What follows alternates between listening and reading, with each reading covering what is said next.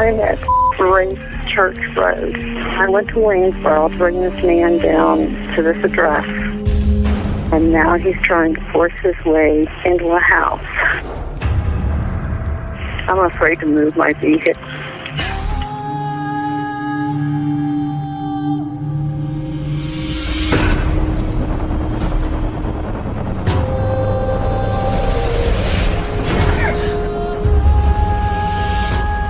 Just fighting in there. It's inside the house now? Yeah. You have your doors locked? It's open. I'm in a van. You need to make yourself safe, okay? Even if you've got to drive away from there to get away from him and close that and lock that door.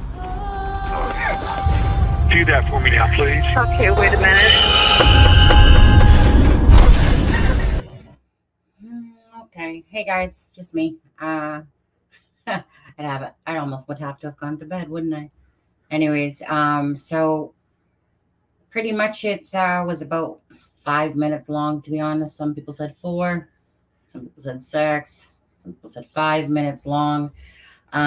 So Rick Nye was tweeting out over here, and it says in Peru for pretrial, or the pretrial conference for Kegan Kline on the 30 felony child pornography and exploitation charges. Kline created Anthony Shots Catfish social media. Let's see here. Sorry, an incoming message just came in.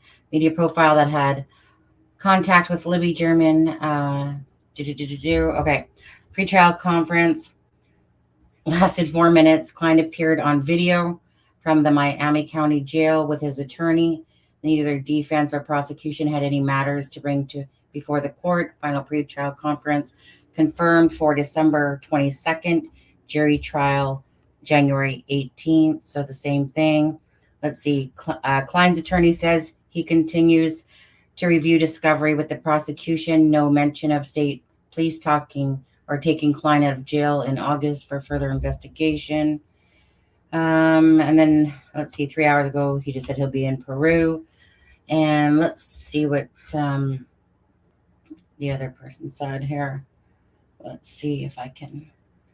So no plea deal and only lasted 5 minutes. They just confirmed the schedule of the upcoming pretrial, like we just talked about.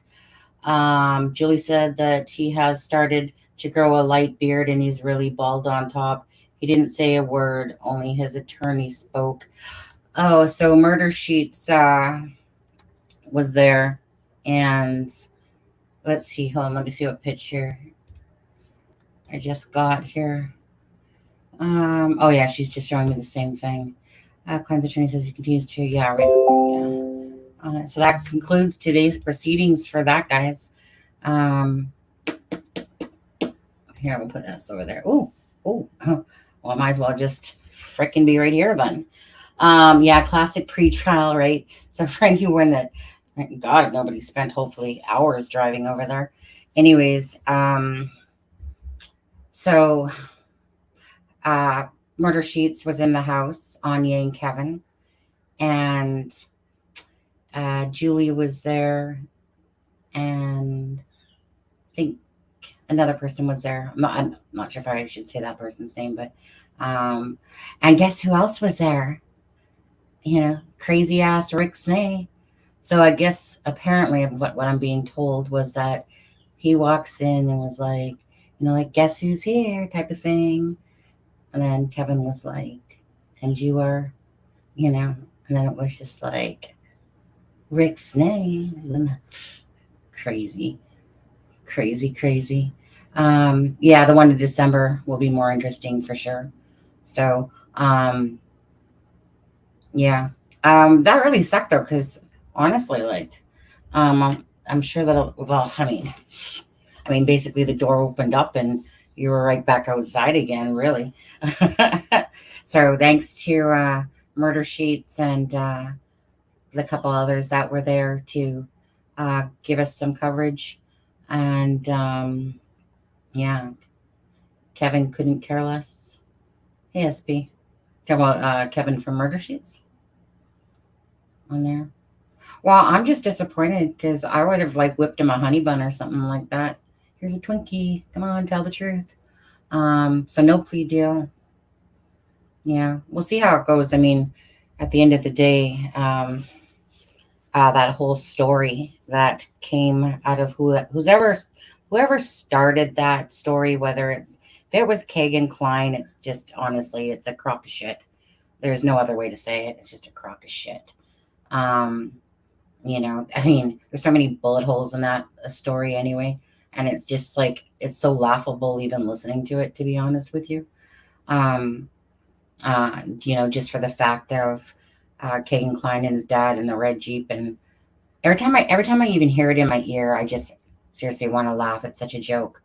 Um, the truth will come out, and again, like I've said before, you'll come to find out that the people were that the BG was 19 years old, just like the Snapchat, because the idiots weren't.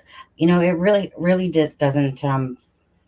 It really boils down to me that there was so much screw ups that's really what has done this case. And to be honest with you, when you look at all the mishaps, even to this date, and stuff like that, like even with the release of the interview that never should have been released, and whatever, it's just like I said, hopefully the truth truly comes out at the end of the day.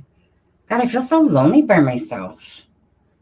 I'm so not used to this. I haven't been by myself truly in a long time or so. I'm used to having my sidekicks with me, eh? But darn it, that was fast.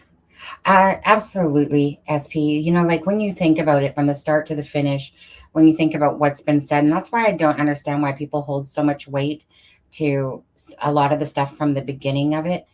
Like I said, when I came in, it was at the 3.5 year mark, and it was kind of like I didn't have any preconceived notions from the 2017 to 2019, because I didn't even move over to Delphi from Suzanne Morphew till like September, October of 2020. And so, like I said, I didn't have any preconceived notions. Um, and like I said, I was, I just honestly, humbly say that the truth will come out when it comes to truly who's on the bridge. And it sure isn't a Twinkie boy, or his dad, Mr. Missing a foot now, or half a foot, I think it is. I think that these people are disgusting, regardless. They obviously have at least one of them has an involvement for sure, but probably both.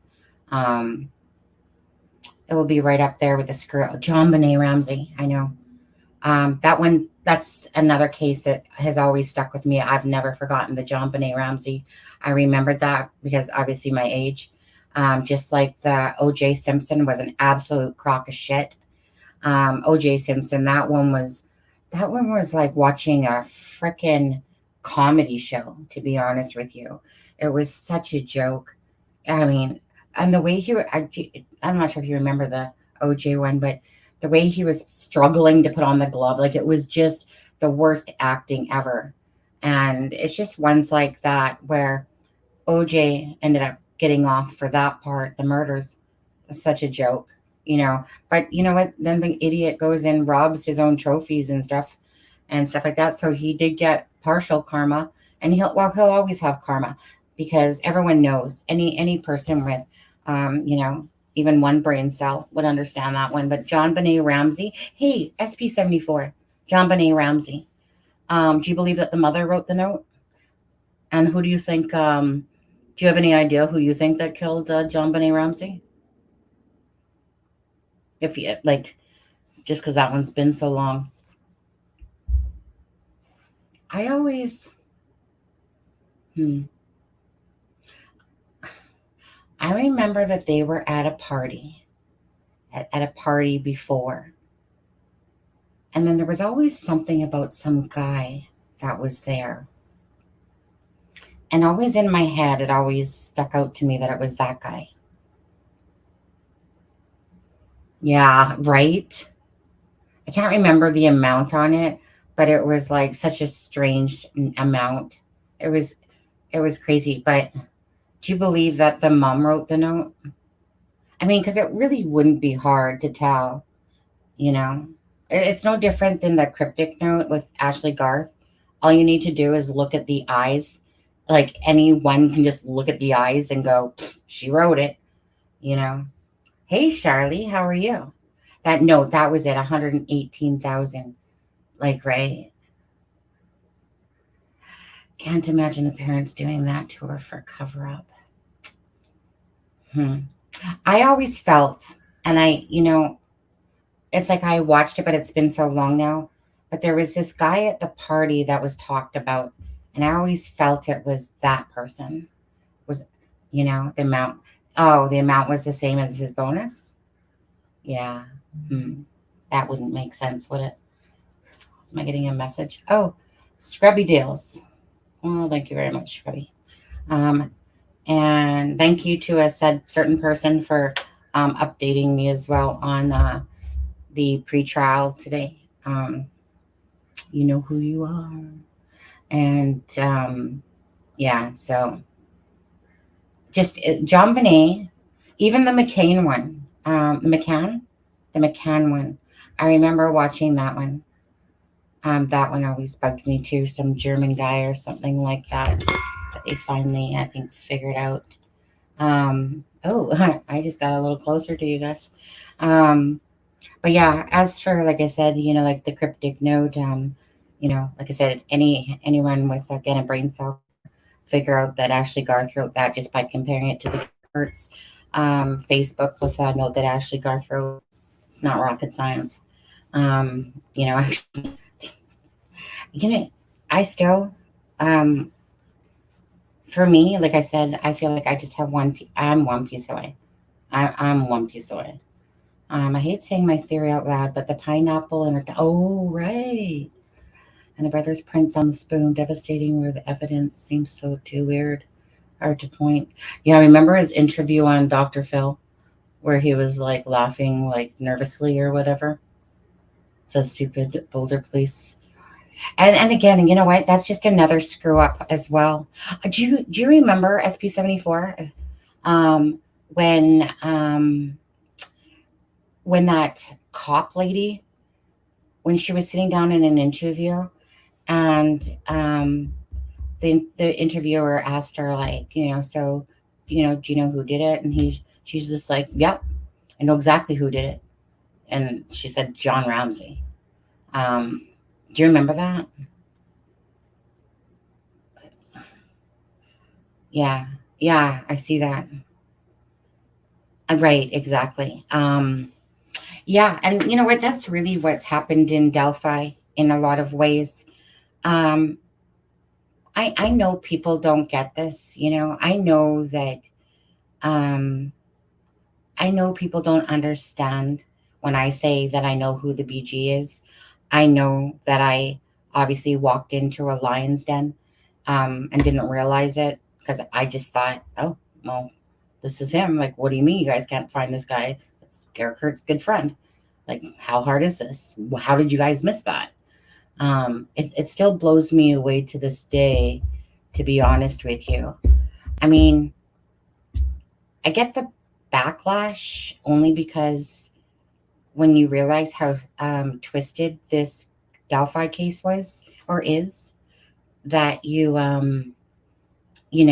that people have been on like some sort of, journey down multiple paths and different things being said and not said, double talk and two sketches and no, this isn't it.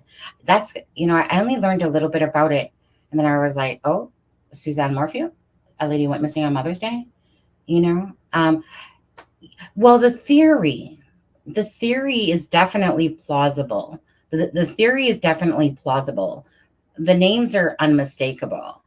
And it's like I said, it's one of those things where I have to sit here, in Canada, that I have to sit here and scream from my brain to the rooftops in a sense and go, I don't get this. This is a joke. So that's why I discard things like Kegan Kline saying stuff like that, because I know it's bullshit. It's just absolute bullshit.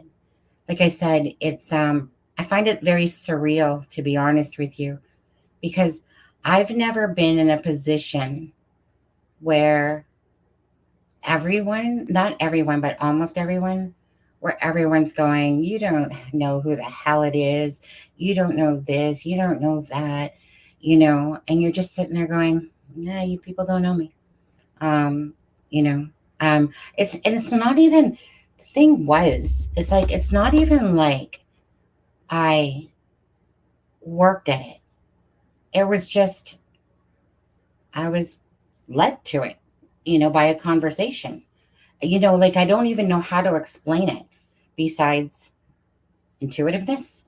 Um, whatever someone want. You know what? If I was to be truthful, I would just simply say that the girls obviously saw my love and care for Suzanne Morphew, and it was a parallel thing with Indiana, and how, so for people that do believe in the other side, or mediums, or the ships, or that ships, or spaceships, whatever, for me it was almost like how sometimes when mediums talk about how, let's say they're doing a reading, and then they're reading for this person, and then somebody over here says,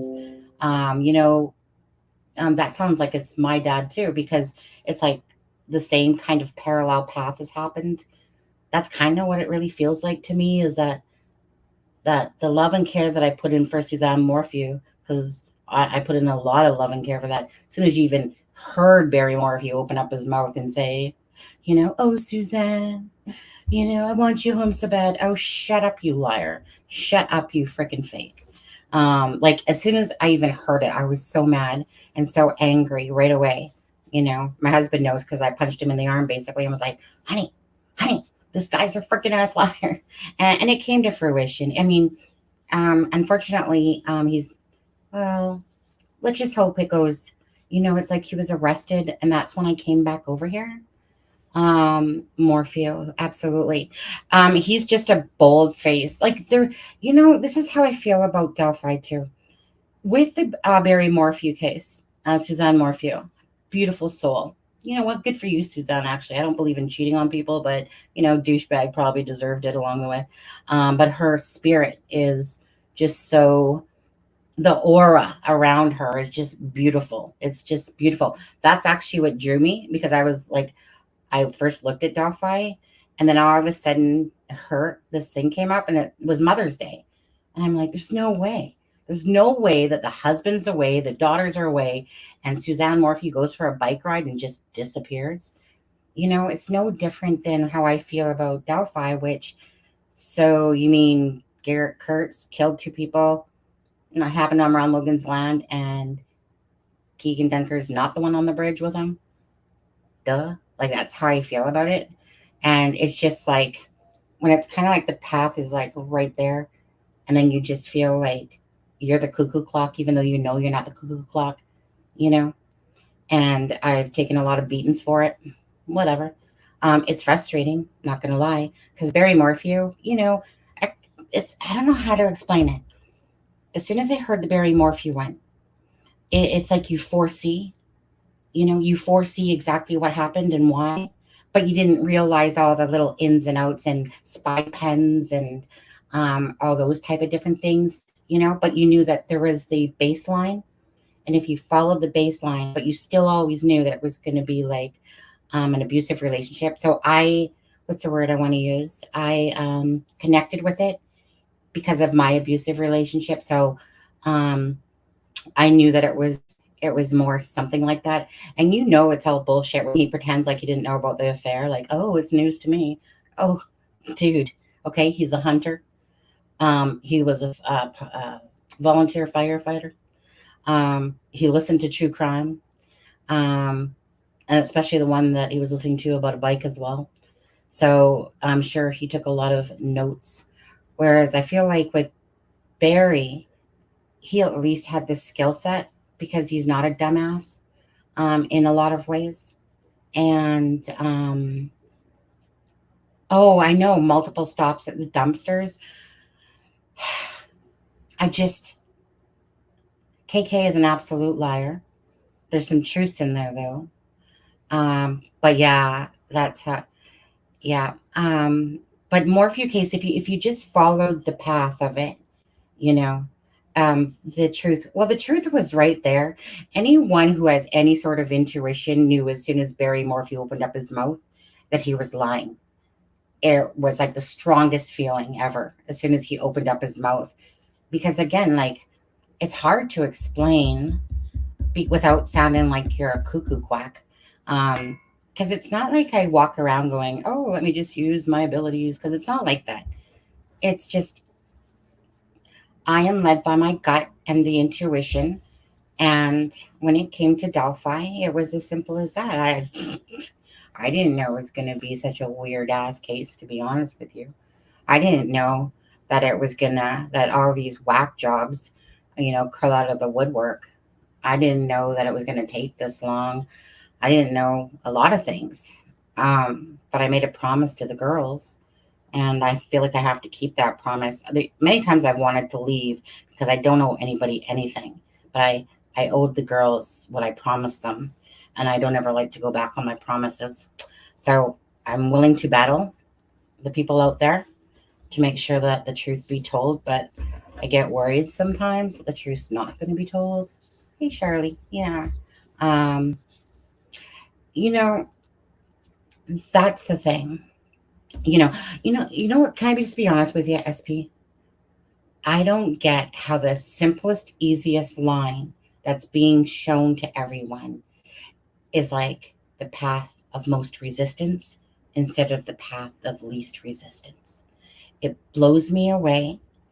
I feel like that little voice trying to listen, hey, you guys, come on, listen. So inside it's frustrating because people say that they want the case solved, and yet no one really wants to listen. And I think, but the truth is right there. It's like, why is this so hard to understand? Garrett Kurtz, Kegan Dunker, Paladinos. There's so many attachments. It's ridiculous. And yet it's like people just keep wanting to make up this weird shit to go with it. And yet it's not going to be a complicated case, really. Like, it's complicated because it ran into CSAM from the Kegan Kline. That's the only part that I need to finish, is that part. Who was that person? Like, who was it that went to the account? Was it these people? It reminds me of Nicole Bowen. If anyone really, like I said, paid attention to Nicole Bowen's case, remember Garrett Kurtz? So on the Facebook, Garrett Kurtz threatened that he was going to kill Nicole a couple days before he killed her. Idiot. But those posts were taken down. But anyways, if anyone looks at the appeal for Ashley Garth, then they know that Ashley Garth, Garrett Kurtz, Jason Palladino, they were at Palladino's house. And this was months before she was actually killed. And that's when he talked about that an executive decision had to be made and she had to go. You know what was to do with probably, like Garrett Kurtz did say, about the drugs. And he also made that comment about everyone knew what was going to happen that day. But he also said that she was going to think on for the drugs. But now think about that. There's going to be a lot of truth to that. So it was said like that Nicole wanted to reach out to her sister, I think it was, so that she could talk about, what happened at Ray's or whatever. But it was more than that, because it was already talked about that they were going to get rid of her. Hey, there's 69 people watching. Oh my God, 69. Whatever do I do? I'm going to gloss for that just because it's 69. Freaking great position, people. Great year, great song. Just great all the way around. I actually, even though I'm getting older, I really like being born in 69. There was always just, I don't know. I remember that clock on the wall that had 69, and I looked at it and I was like, and it had cancer and it had the certain position. You guys don't need to know this, but it had a certain thing. And I was like, that's perfect. Just perfect. Okay, getting them back on track there. Yeah, 70. Sorry. You better go get rebirthed and take off a year. Good morning, Grizz. UK here has here. Yes, it already happened, Silas. Ooh, I used to know someone named Silas from the UK, and we used to play Ages of Empire. Not the same Silas, are you? Okay. Anyways, yes, it was about 4 minutes long. So it's the same dates, December. There was no plea agreement, plea deal. It's December 22nd and back on January 18th, 2023. And so that's pretty much it. Nothing major. Like I said, it was like 4 to 6 minutes long total. And yeah, so I was just like, I'm awake still. I don't think I really went to bed because I'm wearing the same thing as yesterday. I just got up in it, to be honest with you. And yeah, no, not you, darn it. Because I was just going to say, do you remember when I whipped your ass in the Ages of Empire? Yeah, no, but I really like that name. Silas was a really nice guy. So I bet you're a nice guy because you have that name. But I don't know if that's your real name. So if it's not your real name, then maybe you're not a nice guy. Just kidding. Um, but anyway, let's see. The CSAM angle may turn out to be the world's biggest coincidence. You know what? No, there's that chance. Like that chance right there. For the fact that he talked to Libby, for the fact that he was looking up about the murders, for the fact of the ski mask incident, for the fact that the Anthony Shots account, it's just for the fact. Yeah, you know, the thing is that at the end of the day, Kegan Kline is part of it. He is. Because even if it wasn't behind him doing the luring, it was his account that he created. He knew what was going on. I think that there's no coincidence in Julian Powell being at the bridge on the day before. You have to understand, yeah. And I'm just talking to you guys like you guys are all my friends and that, which you guys are. Most of you, some of you guys are new and I don't really know you too well. But I extremely to the point of ridiculous. Hi, Belinda. How are you? Thank you so much. You have a blessed day yourself. The amount of work and detail that I do when it comes to Abby and Libby on pictures and now when I say crime scene photos, okay, so it's the crime scene photos that are taken from the helicopter. And then you have to, because you would look at, it would almost be like looking at white snow because it's white. So you have to take them and put them in a different filter in order to even make out stuff. So again, one picture can take maybe 3 days to accomplish something out of it. And sometimes you just have to hit the right filter till it all of a sudden it's like, boom, oh, hey, there's the shoe or the runner. And I can see the markings, but I can't make out what brand. It looks like a Keen, but I'm not positive. Do you know? So it's kind of like, okay, like I literally can make out laces in the shoe on the right foot if you're looking at it. But when it comes to stalking Facebooks and Instagrams, especially, and I'm kind of a pro because I use Intellius as well. I use Intellius, which I pay for. So on Intellius, it's like $30 a month because I'm Canadian, so I get charged your US prices. And then I pay $4.99 so I can look at all your email. I can see your email addresses, but I can also go into them as well, but not like legitly into them, but it will give me the owner of that email. And I can also look at your phone and who was the owner of that phone. Thank you, US, for being so easy to access your information. So that's why I'm saying, so, when people send me an email and I have an inkling that I don't trust you, I'm going to pull you up and I'm going to look at all your shit and I'm going to check out who you are. And if I deem that you're nobody, that's not, no harm, then I just put you back to the side. But when people send me weird shit, I'm going to look you up or away. Now, it doesn't always hit. There's sometimes it doesn't hit. But I'd say 90% of the time I get a hit back on your email. So just always be very careful when you are sending stuff around because that's how easy it is for me to access your information. Obviously, my case is one of the best ones to use for anyone in Indiana for accessing. But I can see all the addresses you lived at. I can see I don't want to say all your emails, but meaning I can see that maybe, for instance, Alice, you made 20 emails and I'll see, but maybe you legitly made 30, but only 20 attached to you. But I'll see your emails and I can look who the owner is. And so sometimes when people play games with me, I'm like, you're messing with the wrong person because when I want to dive into something and somebody gives me that bad vibe and I want to figure out stuff, I will. I don't always win, but most times I do. Because sometimes sometimes people have names that are really hard. Like, don't ever give me a Smith or a frickin' Jones name, because those ones, yeah, nothing is really secure. No, I'm not doing it to harm anybody. I'm not going to Facebooks to harm people, but I notice a lot of similar names all the time. There's names that stick out. Um, so I'm not doing it to harm. I'm just doing it to find the connections between.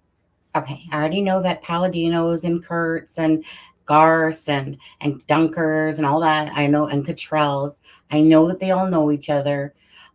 Kline is to Powell, is to Popejoy, is to Garrett, is to the Sheena Cottrell, lived a block away from Kegan Kline. Echo Cottrell lived with Dirk Hayes and Adam Backus and whatever in the house beside Kegan Kline. So you mean the puzzle pieces are there, it's just, who was it that used the Anthony Shots account or got Kegan Kline to lure Libby? Because I know there's a lure. Even when they said that there wasn't a lure, I knew there was a lure. So it's just, see, I put out a videos, over about 2.5 years ago now. And I would say about for 3 months, 4 months, maybe longer, those videos you won't see because I've taken them down. And then the other ones you will see. But there was a point there where, because I wasn't calling out the BG at the time, because I was thinking that Ellie was stupidly going to do something. And then I just was waiting. And then I got pissed. And then I was like, dude, I'm calling you out because you live around people and you're on the bridge. But the thing is, I never felt like the bridge guy was the killer of the girls. I don't know for a fact. I just never felt it. I always felt that he had regret. Like, what the hell did I just do? Why the hell did I just get into this? And he laid low. He laid low up until last year, and 3 times he was pulled over. Garrett Kurtz, Chris Mathis, even though Chris Mathis, I associate him with knowledge, but not involved in the Delphi murders. But Garrett Kurtz, Ashley Garth, they just can't help themselves. They're in the midst of everything.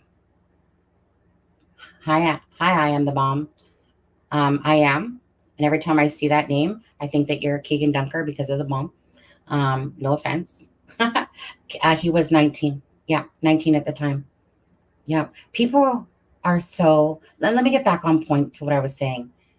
I dive harder than most people you'll ever know. And it's because it's my responsibility to do that. I just took it really seriously. You understand? When I came here, I was just like, do. I'm going to take pictures of the BG. I'm going to see if I can match them up to these Eldridge people, these freaking whatever their names are anymore. Can't remember. Anyways, I was just going to match them up, right? Hey, let me just take some pictures and I can do this, right? It didn't seem illogical. It seemed very logical. They can't figure out what he's wearing or who it is. Like, do you know what I mean? How hard is it? If they haven't had any answers and they can't figure out by the clothes that he's wearing, what he's wearing, his walk, which he doesn't have a limp. He does not have a limp. You could never tell if somebody had a limp. Doug Carter even says he's walking like that because because the bridge is old, and people have run with that whole limp thing. It boggles my mind, to be honest with you. But people want to take little things and then just attach them, like the gait. A gait simply means a walk. It doesn't mean that you have the limp, but everyone wanted to associate this limp. I'm sorry, in 1 second you cannot tell if somebody has a limp. He doesn't have a limp, but people ran with that, and they ran with all those words that were said from Doug Carter. Everyone, one of the most things that people want to keep in their head is that we'd be shocked. But you have to understand, why would we be shocked? Because you didn't know who it was, because you came out with a different whole sketch 2 years later. So that would have almost negated that, I mean, they screwed up with Kegan Kline back in February 25th. Back then, that's why Doug Carter hence said, we believe that we missed something, at the start. Someone else did. Yeah, and I'm going to call out the Paladinos on that one because I believe that that was truthful. And then when Nick Edwards said about the Paladinos, I was like, well, thank you, dude. Like, thank you so much. Um, you know what, Chastity? I love you so much already. Thank you so much. I don't play games. If there's one thing I don't do at all, I don't play games. I don't play with you guys, and I don't tell bullshit. So I might say something's a theory. The BG is not a theory. BG's like, I can say it's fact, but most people get mad at me for saying that. But I'm going to hold my ground. I mean, sometimes I feel like I should back off saying that because obviously, in a sense, it does me more harm than good by saying it. But then I think, why? Like, I'm a truthologist. It's like, I'm not here to play games and bullshit. This is the joke. I literally took it seriously when Doug Carter said, I just want to know who's on the bridge. I didn't know that I would come across Kegan Dunker on Garrett. I always just, me and Gonzo, I always joke about with Gonzo because me and Gonzo were both Suzanne Morphew. One of my other buddies, Kenny DK. Hey, Sonny, you might be thinking of one of my other buddies, Kenny DK's. No, I don't know. It's just the bomb, right? Because on the cryptic note, Katie is the bomb. So when I see the bomb, it just instantly triggers me to the cryptic note on there. So I definitely don't play games. I'm just having an honest heart to heart with you guys. People are going to make fun of me no matter what. People are going to attack just like they attack Blaine and stuff like that. It's a joke. But I'm not here to play games. I just took it seriously. And then I realized later that a lot of channels were just repeating stuff over and over and over and over again. And I'm like, okay. But I thought you guys wanted to actually figure it out. My mistake, my bad. That's what bugs me the most is that people say that they want to know who did it. And yet everyone's disregarding the most simplest line of what had happened. And just to know that Derek German's name was on the snitch list. And there was other people. Gabe Ellis's name was on there as well, to be honest with you. But there was a lot of people's names that I recognized. But those are the only two that I'm going to say. But anyway, so it's just one of those things. It's like, it makes the most sense for theory-wise. Because you think to yourself, okay, if Nicole Bowen died, not just because of Ray Hanish, sorry, my bad, but because of drugs, that Nicole Bowen knew the Delphi side as well, right? Mikey Hill, he won't talk about the Paladinos, and he said that should be a reason enough. So fair enough, fair on him. He literally will not talk about them. The person that gave me the snitch list knew Derek and said, like I said, yeah, I mean, he was running around talking about everybody. Like it was actually very comical the way it was said, because it was like, not only did he rat out these people, he was ratting out people he didn't need to. That he even ratted out freaking an undercover cop that everybody knew was an undercover cop. And he ratted him out too. And it was like, okay, that pretty much sounds like what I heard. This was just more. So when you think about Nicole Bowen and you think about the reason why she was truly murdered, which probably would have been, I bet you any money Nicole Bowen knew about Delphi. And if she didn't, no way was she gonna be in the way of the drugs.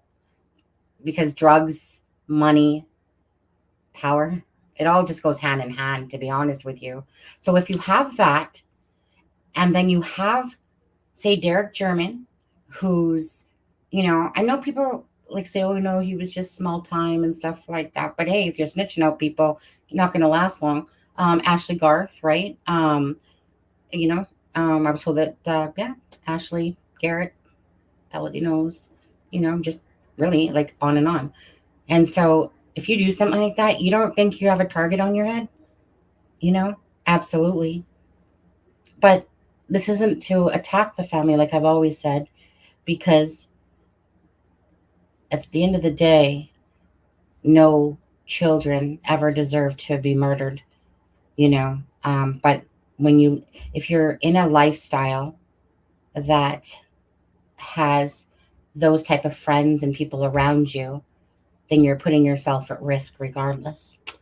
And so I feel um, Kegan Dunker um, has, he's holding a pig exactly 1 year after. That should say a lot to some people. SJ, the K didn't do this, and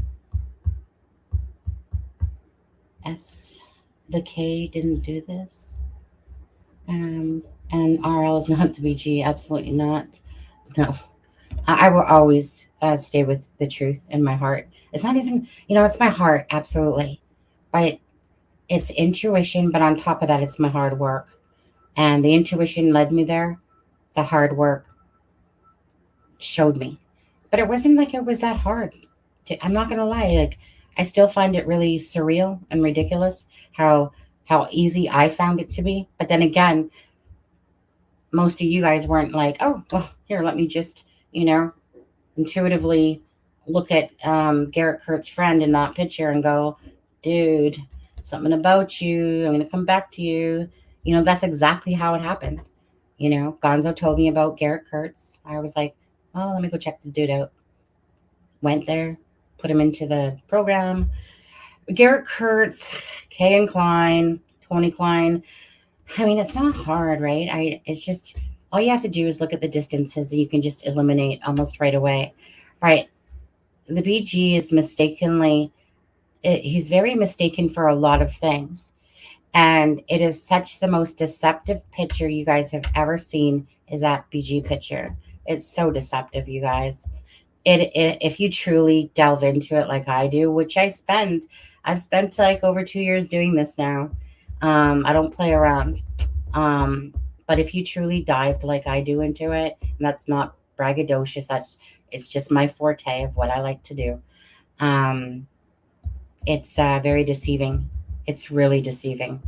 And the bulk, the weight of the BG was wrong. But the bulk, what's on him, all that stuff.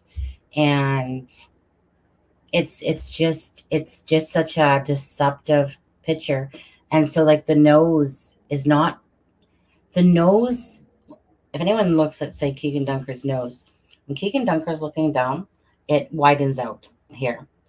That nose looks like a big puffball, and that's why people are mistaken.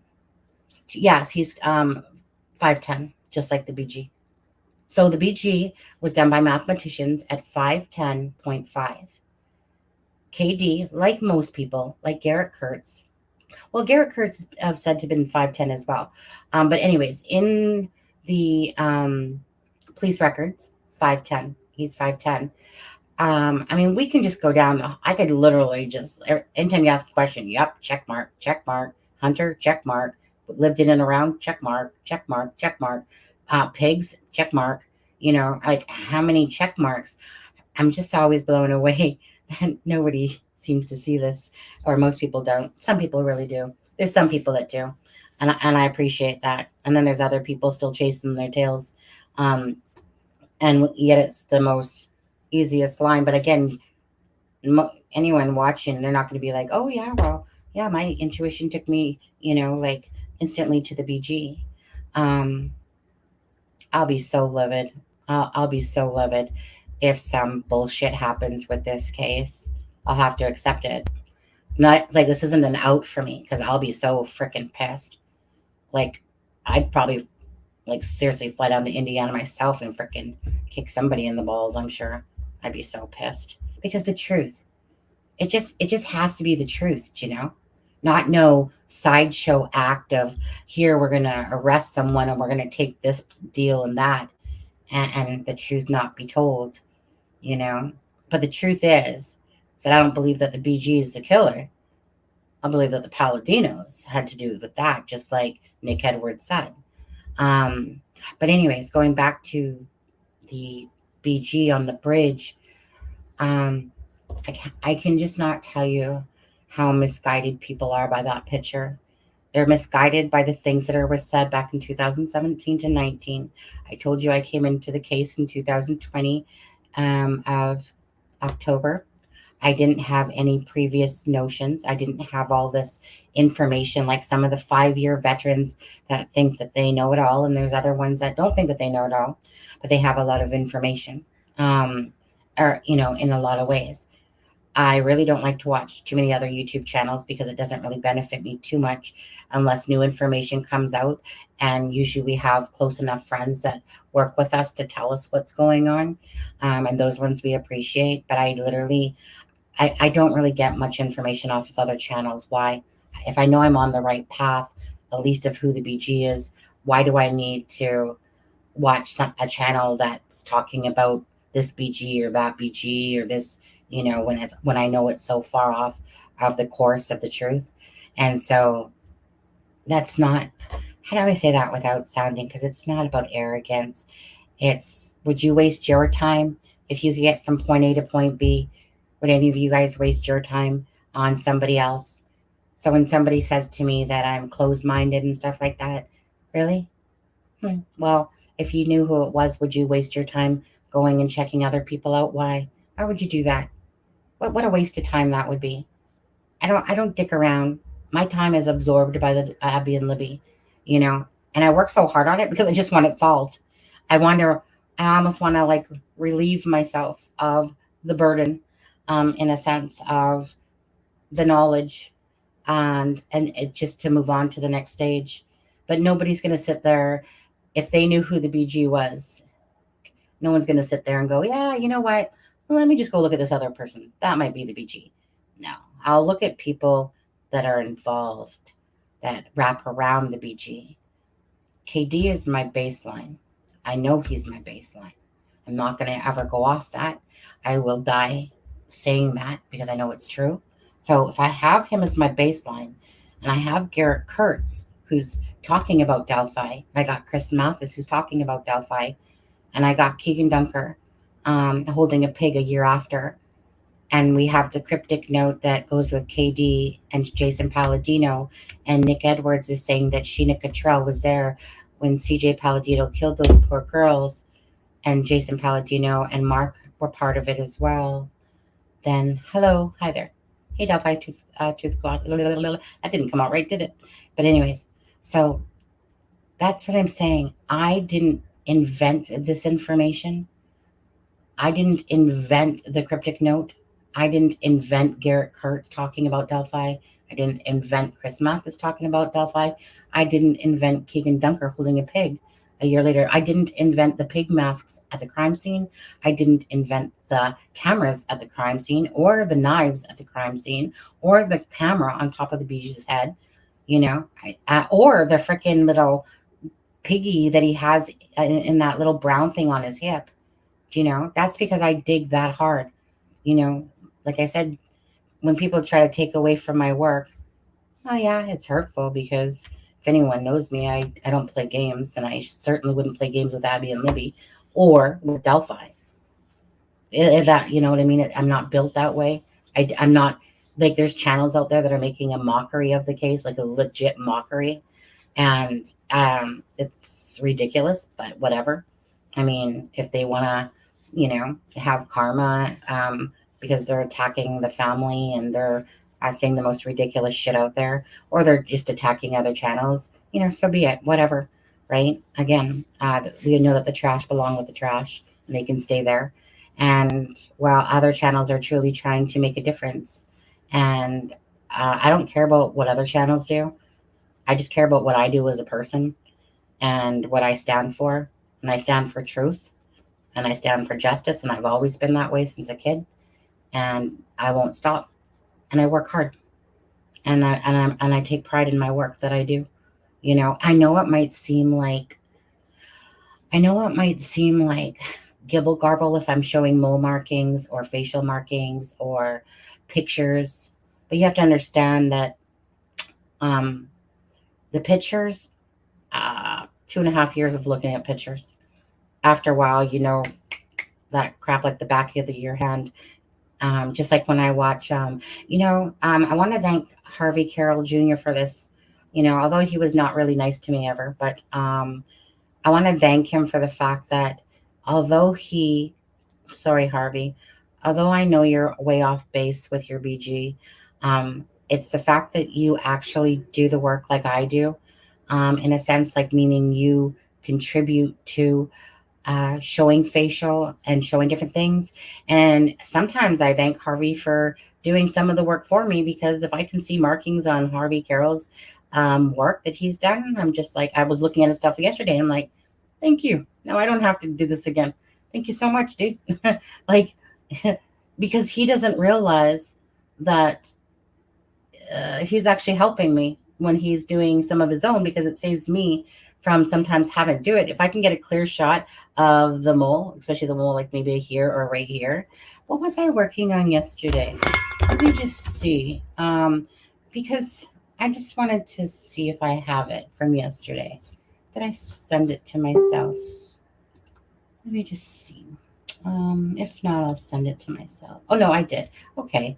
Let me... Okay. This is, it always never fails that when you see it in a bigger version, it just doesn't look as good than when you're on an iPad and it's a lot smaller. But let me open up this program. Did I download it? I opened it up, but did I download it? I don't think I did. Let me download it. Okay. And then we'll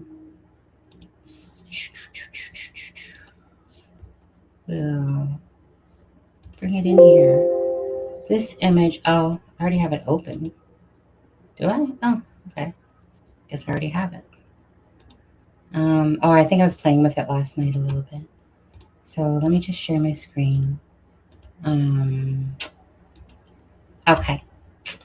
Oh, you guys, I am pretty certain. Like, thank you, Harvey Carroll, by the way. I am pretty certain. Without almost, I'll say I'm at 95% certain. I probably feel like it's more like 99, but we'll say 95. That the BG is legit smoking.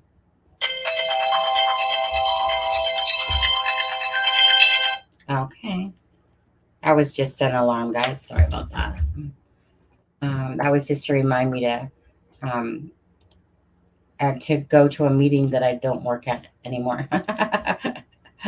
Good fight. I'm still too lazy to shut that alarm off. I'm trying to get back to you guys, and I can't understand why I can't get back to you guys. What the heck? Okay, wait, minimize. Where are you guys? Oh, there you guys are. Oh, hello. Okay. Hey, Metal Mama. How you doing? Harvey is correct, folks. Harvey is correct. Focus on the video. I'm not really sure I understand that sentence, trust and justice. Harvey is correct. Focus on the video. I feel like I'm missing a word there. Anyways, yeah, I think I know what you're saying.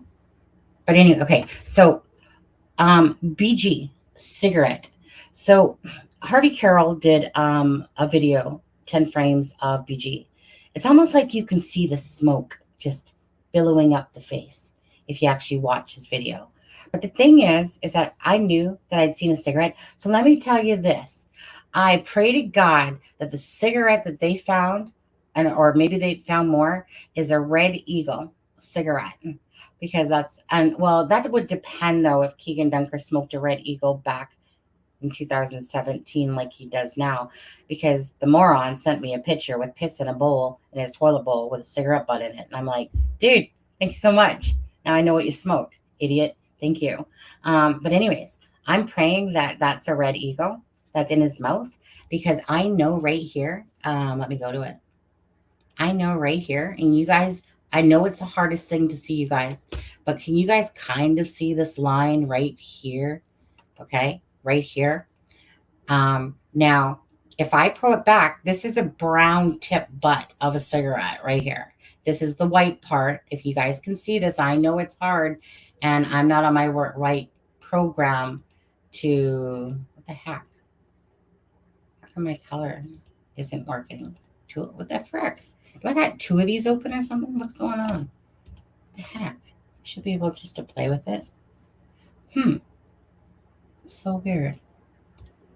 Why am I struggling? Anyways, but can you guys see that in all fairness? Oh, Silas, you poor thing. Oh, I guess I should, oh, I'm going to do this. You guys bio link. That one, you guys can follow me on Twitter, follow me on Facebook, follow me on Instagram. It has the merchandise site on it. It has the donation links. If anyone does want to put a donation for the Blaine's children, I do have a video coming out later for Blaine. The donation thing, I donated $30. I know as at crime, it's a crime and shame. We'll donate more, but I just wanted to make sure that it worked. So I was actually the first one to donate on the funeral home site. And then but if you guys can't donate, maybe you guys would consider like leaving a message or something.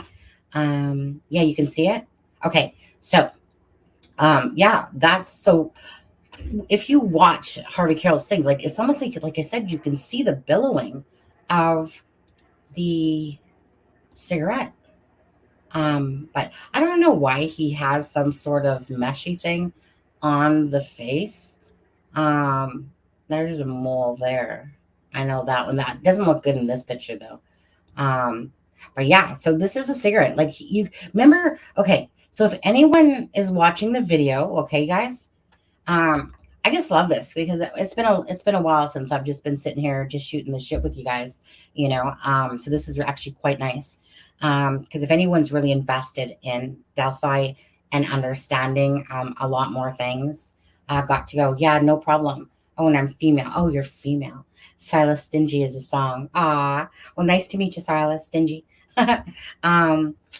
So yeah, so for anyone that really truly is invested in Delphi and understands the path of least resistance, which is Garrett Kurtz's line of friends and Ashley Garce, in the video, if somebody's watching the video up close, there's a part there where you can see his mouth move. It's like because remember, it's only a little over a second long, right?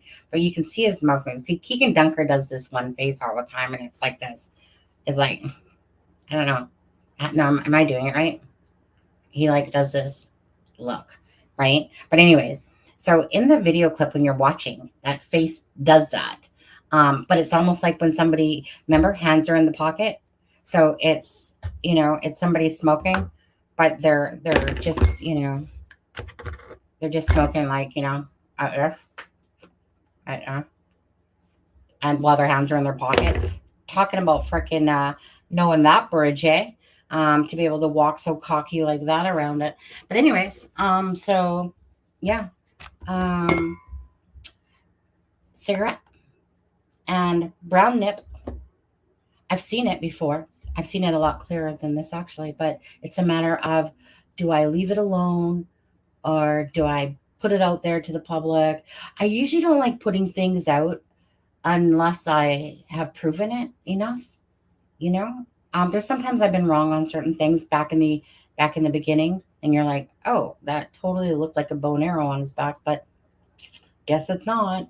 But just by the shape of it, it looked like it was. But yeah, but right here, it's like the brown tip ends right here. This is the mouth, obviously. Here, let me go back over here. Let me just muting it. Let me turn off my camera for 1 sec. Okay, so. Again, this is Harvey Carroll's job. So there's the eye, right? And there's, so the mouth is here.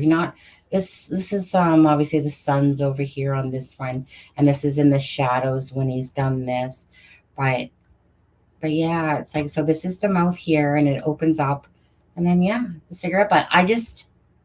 Now it wants to work. But the thing is, so if I bring it that way, it gets a little, no, that's too much. Here, back.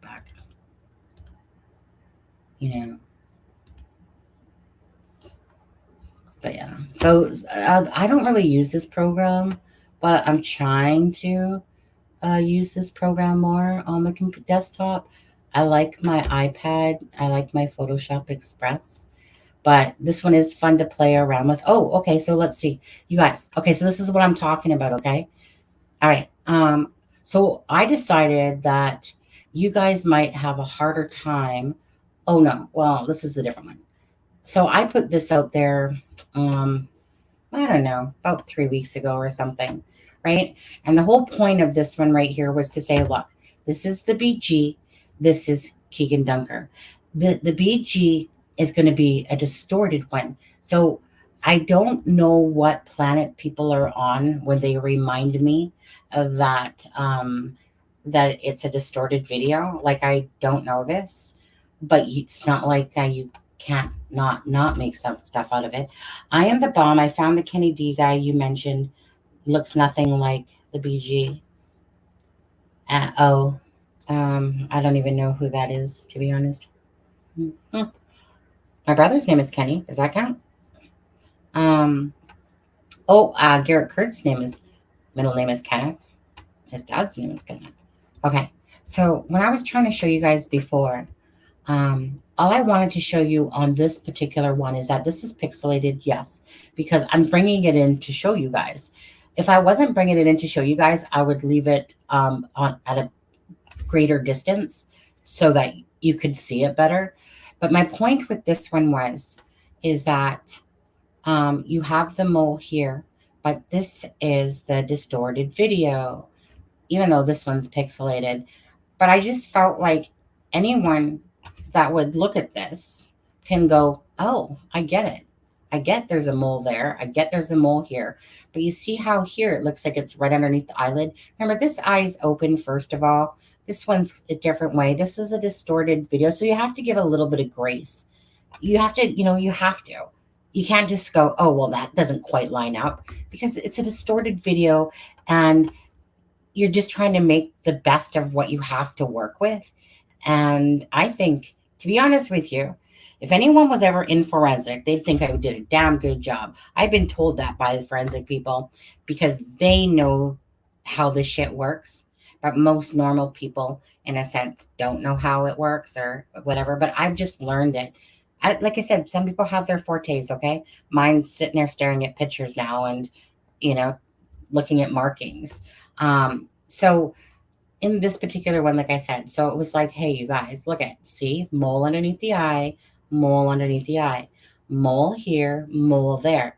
What's the chances? Okay. Same guy that's holding a pig 1 year after the girl's death is this guy right here. Mr. I'm not the BG. Yes, you in the hell are. So here's a better one of the mole. Now, this one I played with yesterday too, to enhance this one for you guys so you guys understood. I can't have it identical.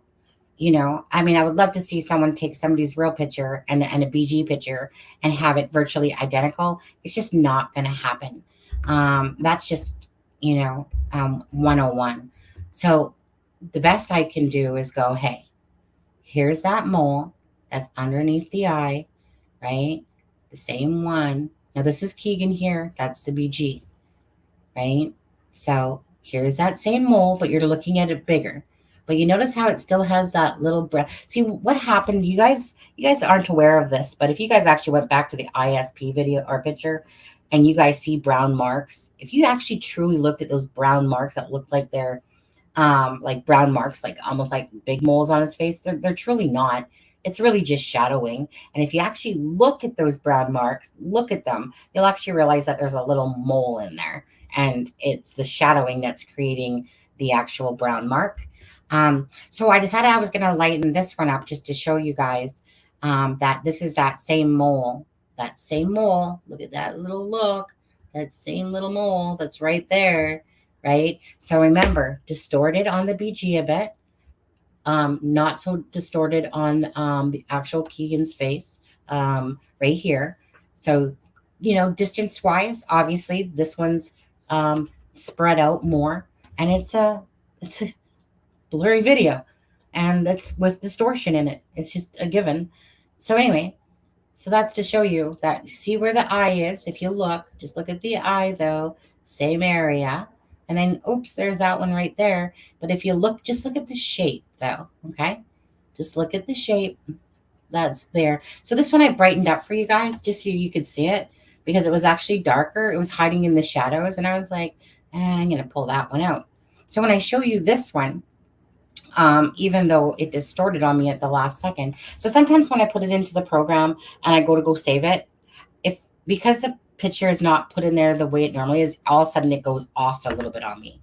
But that was just to kind of show you that, here, mole, side of eye, mole, side of eye. So instead of being distracted by the rest of the face, I just wanted people to focus on mole, mole, mole, mole. So if you have the BG here and you have KD here and you got mole, mole, mole, mole, I mean, there's some smart people out there. I hope you're catching on to this. Then what are the chances? What are the chances? Right? So I don't go down to his nose here, but if you ever come across a little, he has quite a few distinctive moles that I've shown you guys throughout the time. And again, that's the mask at the crime scene, same mask underneath of his neck. I was just playing around with some of Harvey Carroll's. Do I have? Yeah. I was just playing around with some of them. I'm just trying to see here if there was anything that was in these ones that I took. See, this is where the smoke is. That's why I took these pictures. Why he has this mask on his face, don't ask me. Don't understand it. This was let me just take this back to normal. This was the bladed objects. Negative. There we go. See? So, that's not bad, eh? That's not bad getting that off a crime scene. For me to get that, I was pretty impressed with my work, to be honest with you. This is a grooved knife of some sort because you can see that there's grooves in this one. Hence, I guess why they were looking for a crime scene. And if you actually look over here, guys, okay, and again, just work with me because although it's not in this picture, but you guys see it's like a microphone head or something. It's right here. It's like there's a microphone, something that's right here. Like I said, there's cameras there. So what the hell was Julian Powell doing on the bridge on the 12th, the day before the girls got murdered, with his Google camera, and just miraculously knows the Klines and let's see here. And then he started inserting himself. It's just too coincidental that cameras are all involved, and on the 12th, he just happens to be there, right? So I wouldn't doubt it if he's involved somehow, to be honest with you. I've never really put him in the category until I realized that there was all those cameras at the crime scene, and the bunny rabbit and that cat looking thing. I got too many pictures. Oh, there's Blaine. Rest in peace, buddy. I miss him so much, guys. Seriously, I love that big oaf. Hey, I've already seen that picture. That was what I was in. With myself there. I'm just going down scrolling. As long as you guys don't see boobies or something. That's all I don't want. So I got that's Alex the Hawker. That one I already showed you. I was just trying to find certain pictures. I mean, yes, you can just hang with me if you want. If you don't want, then that's fine too. I'm just trying to go back to some of these pictures here. Hey, there's my little boy. Okay. Let me just pull in some of these pictures.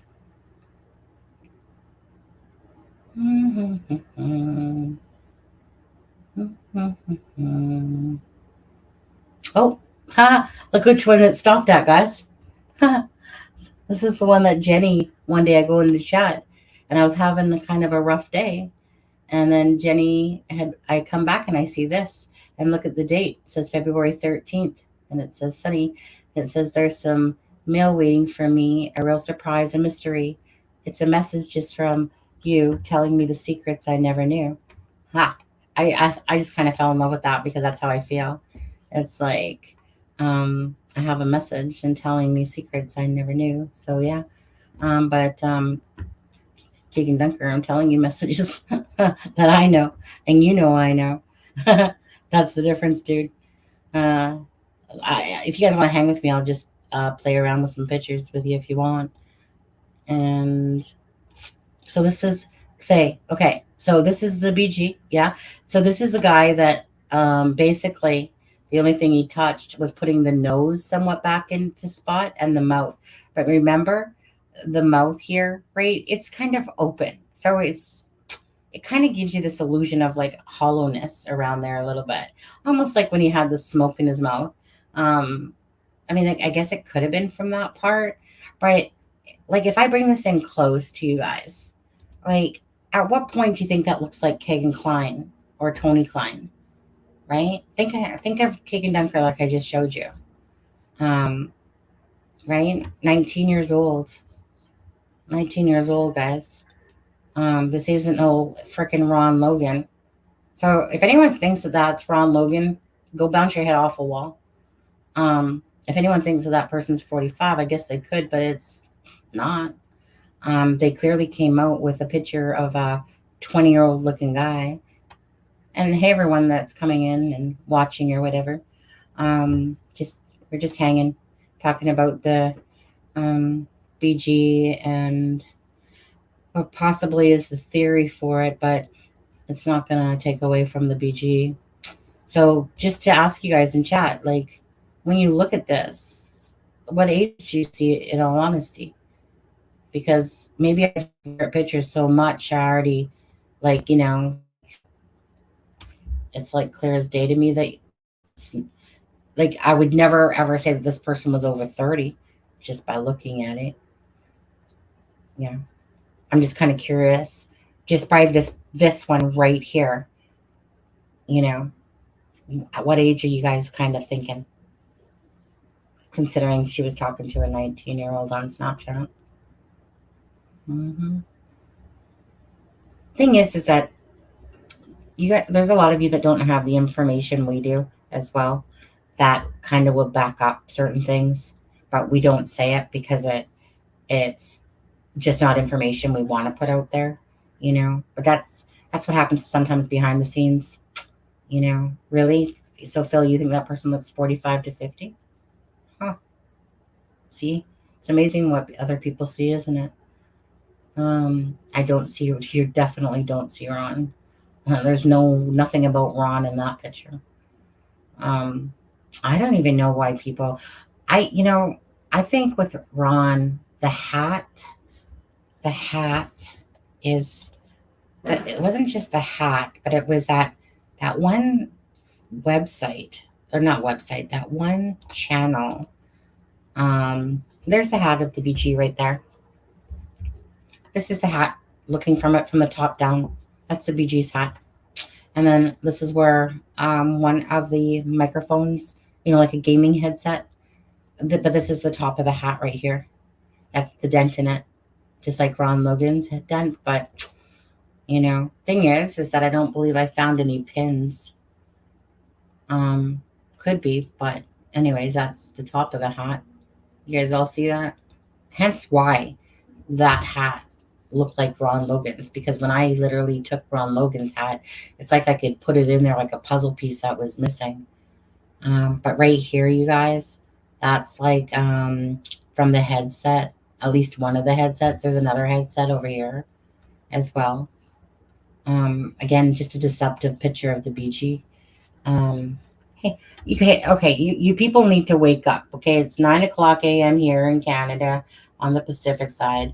Hey, Madam Mama. Hey, Michelle, just to ask you, do you want to come on with me? You don't have to come on camera. You want to come sit here and talk with me? No pressure. You can say no. It just crossed in my mind because I'm waiting to talk with you one day. So I'm just like trying to speed up the process here. No, but she doesn't look old. Michelle believes in me. Don't you, Michelle? Yeah. Anyway, let me know in Messenger or here if you want to. I'll send you the link if you do. You can just come hide behind an avatar with me. If you want to talk about Delphi. No pressure, no pressure. So, Keegan Dunker, puts his hand in his pocket too. But you guys, pay attention to this one, okay, guys? Look at the shoulders, okay? I know he's walking here, but look at the shoulders. Look at the same down pattern, right? So just look at the BG and then look at, okay, so just let's put this into perspective for some people here. BG is 5'10", 5 inches, according to mathematicians. Hold on, let me see. Michelle, are you still laughing? Oh, I got the LOL still, huh? Okay. I just had to check because I was on a different screen. But look at the shoulders, okay, guys? Hand in pocket, shoulder up here, shoulder slouches here. Now, kind of just look at the, but to go along with that, let me just show you. I want you to, no, shoot. I cut off the hat. I cut off his hat on this one. Is it on this one? Yeah, it's a little bit there. So now picture this face. Hey, but this is my BFF, by the way. His name is Kegan Dunker. I used to apparently live near him, live near his grandparents, but I hated him, he said. I hated him and his dad, he said. And don't forget, I'm a whacked out drug person, he said too. So, and I moved up to Canada. But anyways, so picture this. Okay, just go with me. Picture this face. Now picture that face looking down. Okay, picture that face looking down with the hat on. Okay, it's like, you guys don't understand is that little curly Q it's longer in this picture, but the BG has a curly Q. Like I've shown you guys. A lot of you guys probably don't even know about that curly. I'll come on your next show. You're on a roll here. I'm enjoying your work. Oh, thank you so much. Good. Actually, I'm enjoying just spending time talking with you guys about it, to be honest with you. Whoever BG is, I think his right hand is higher than his left because he's about to pull out a gun. I think that's why the clip is so short. I'll agree that there's a gun. At the end of the day, what I'm trying to show here is consistency of mole markings, of stance, of height, of similar. Like I said, if you guys just look at his shoulder and you just tilt his head down, like I said. So I'm trying to show the consistency of my work that I do to show you. Yeah, like old times, Grizz. I'm just trying to show the consistency in the work of what makes the BG, So remember the same one holding a pig, 1 year. This guy here, this is the picture that did it all. Was that picture right there? I looked at that picture with him and Garrett Kurtz, and Noah's in the back there. I looked at that picture and I was like, dude, you're evil and there's something about you. And I'm not sure what it is, but I'm going to come back to you.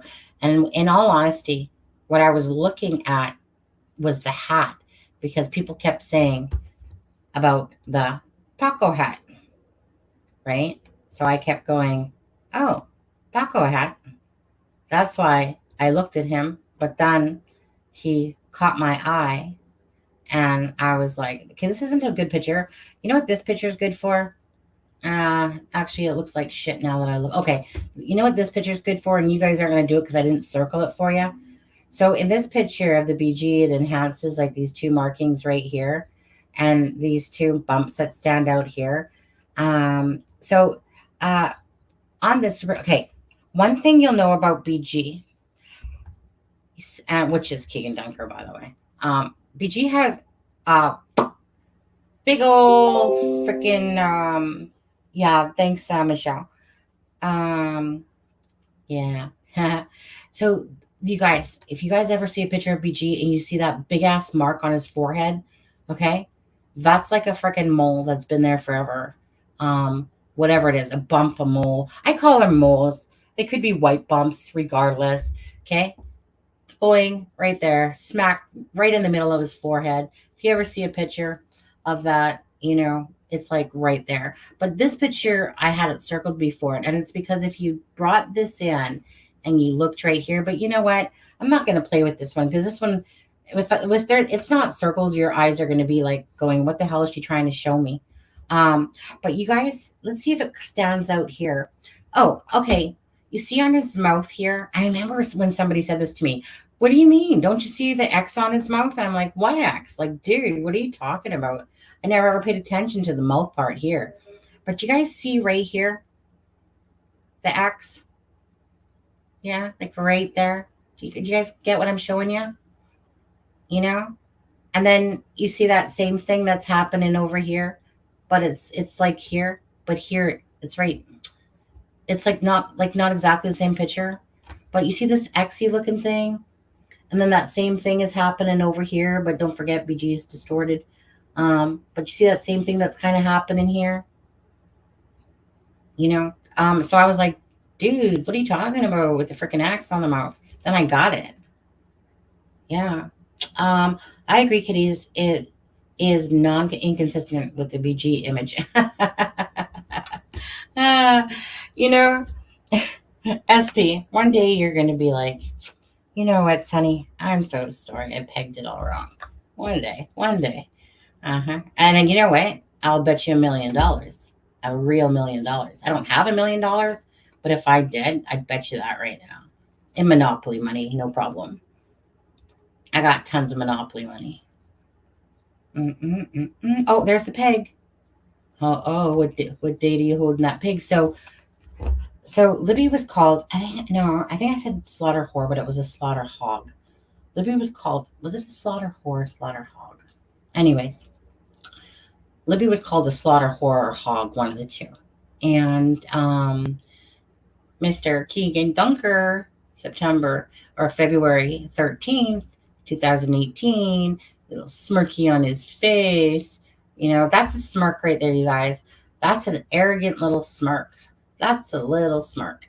So 1 year, I wonder, yeah. Anyways, so, yeah. You know what? Some people say that they don't have POIs. I get it. I get that, right? Each to their own path and whatever. But there's definitely the pig masks at the crime scene. Absolutely. You see the little snarly little snouts on that crime scene. So how can you, it's kind of like, small town USA. Like, I don't even know how much more I can keep saying that. Look at, that is my son when he was 5 years old. Isn't he a little cutie? Look at his face. My son could never smile, by the way. He still couldn't to this day if he even tried. Anyways, he looks like his daddy doesn't. The only thing he has of me is maybe the high cheeks. Yeah, that's about it. Other than that, he's a mini-me of his father. Too bad. He's got the attitude of his father, too. Who's a little dick, to be honest with you. I love you, son. You were nicer way back then. Now you're just a mean kid. Just a mean little kid that's not going to get any Christmas presents this year either. Oh, this one here. I wonder if I play with it. If I play with it a little bit, will it bring it in? No. No, this isn't the program to play with it. But you guys, let's just ignore what I just did there.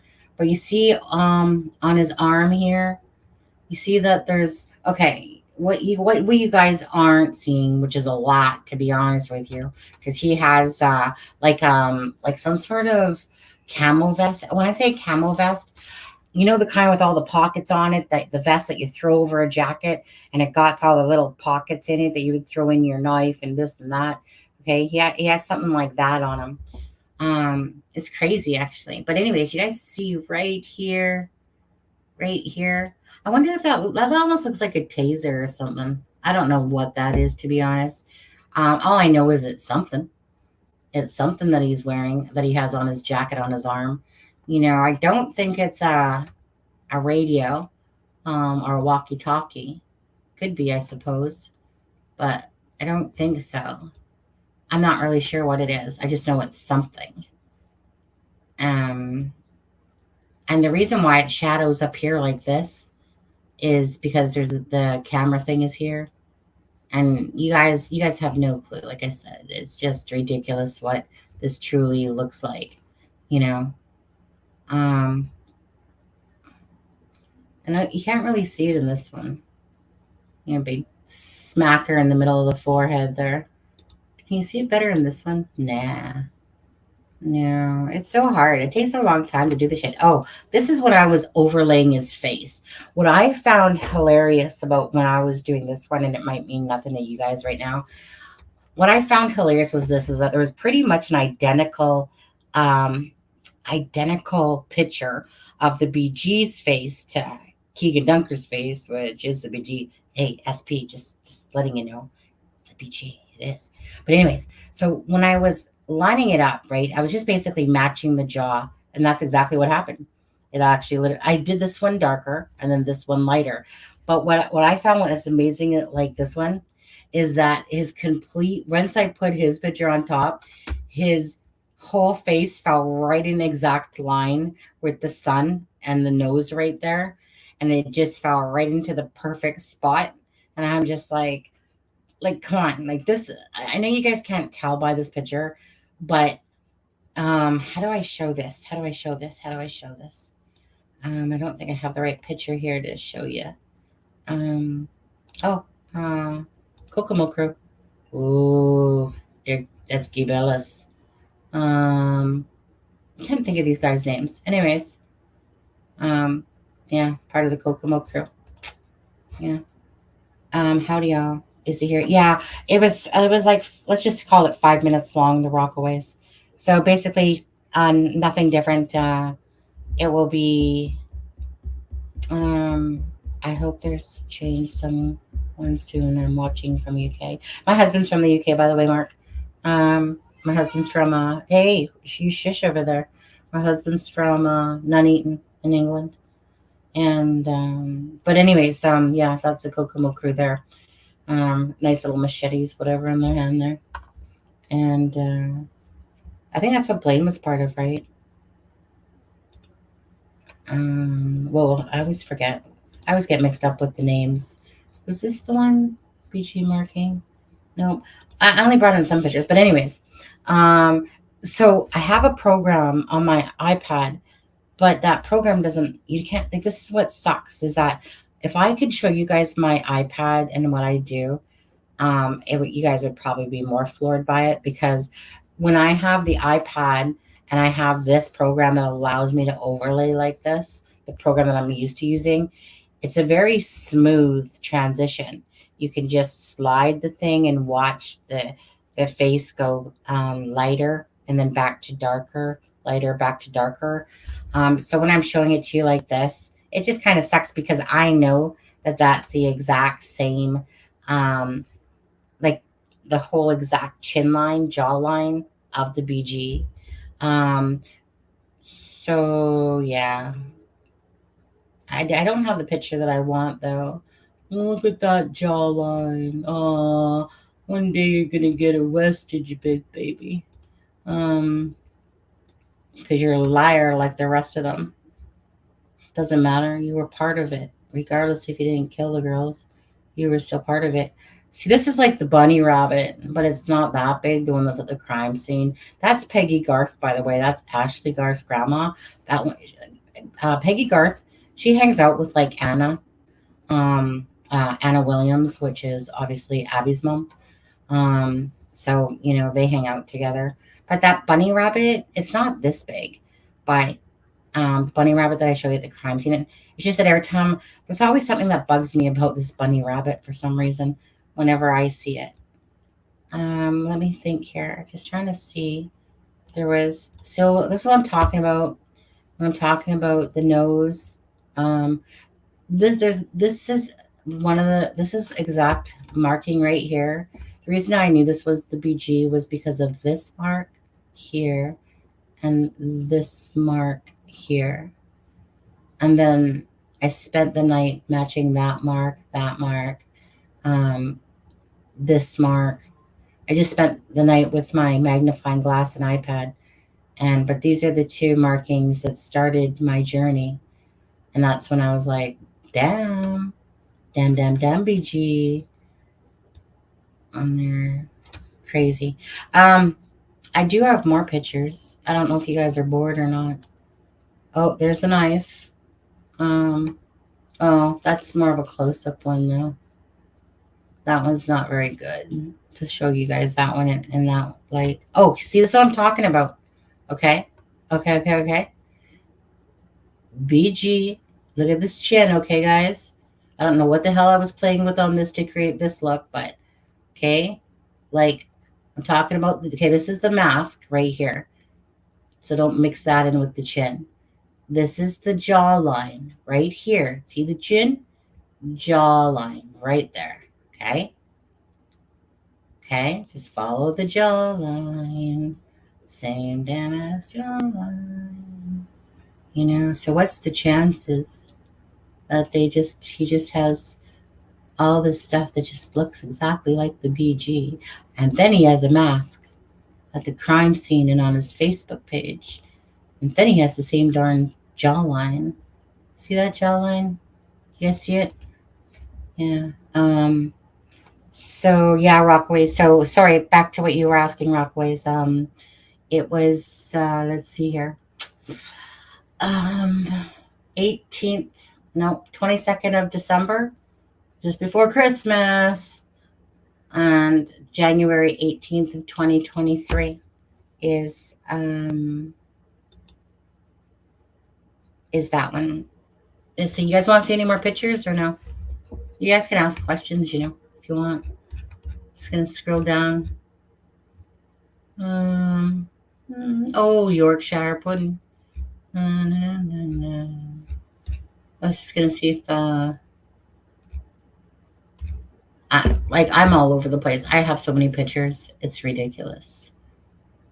There's the Kline house.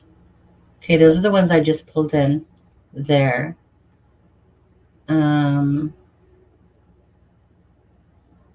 BG. Oh, hey. Let's pull in those ones. What's over here? No more? Ew. Let's just pull in those ones.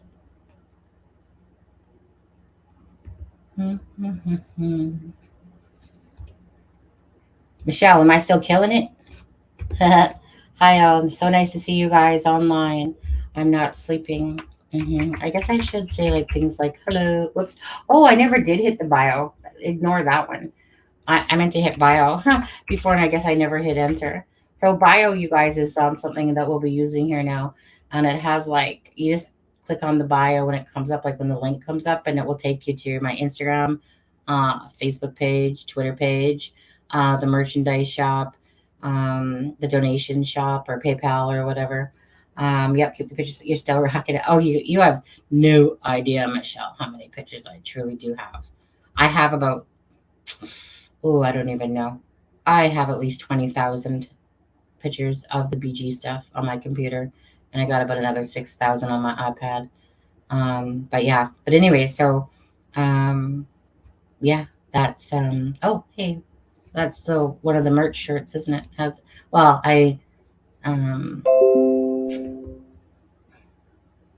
oh, okay, 1 second. Let me see what Deb wants.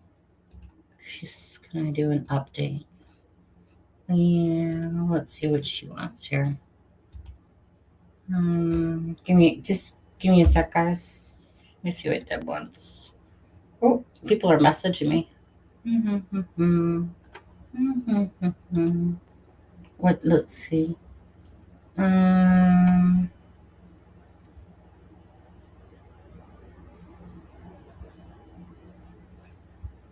Just trying to see what Deb's saying. Where's Deb? Deb.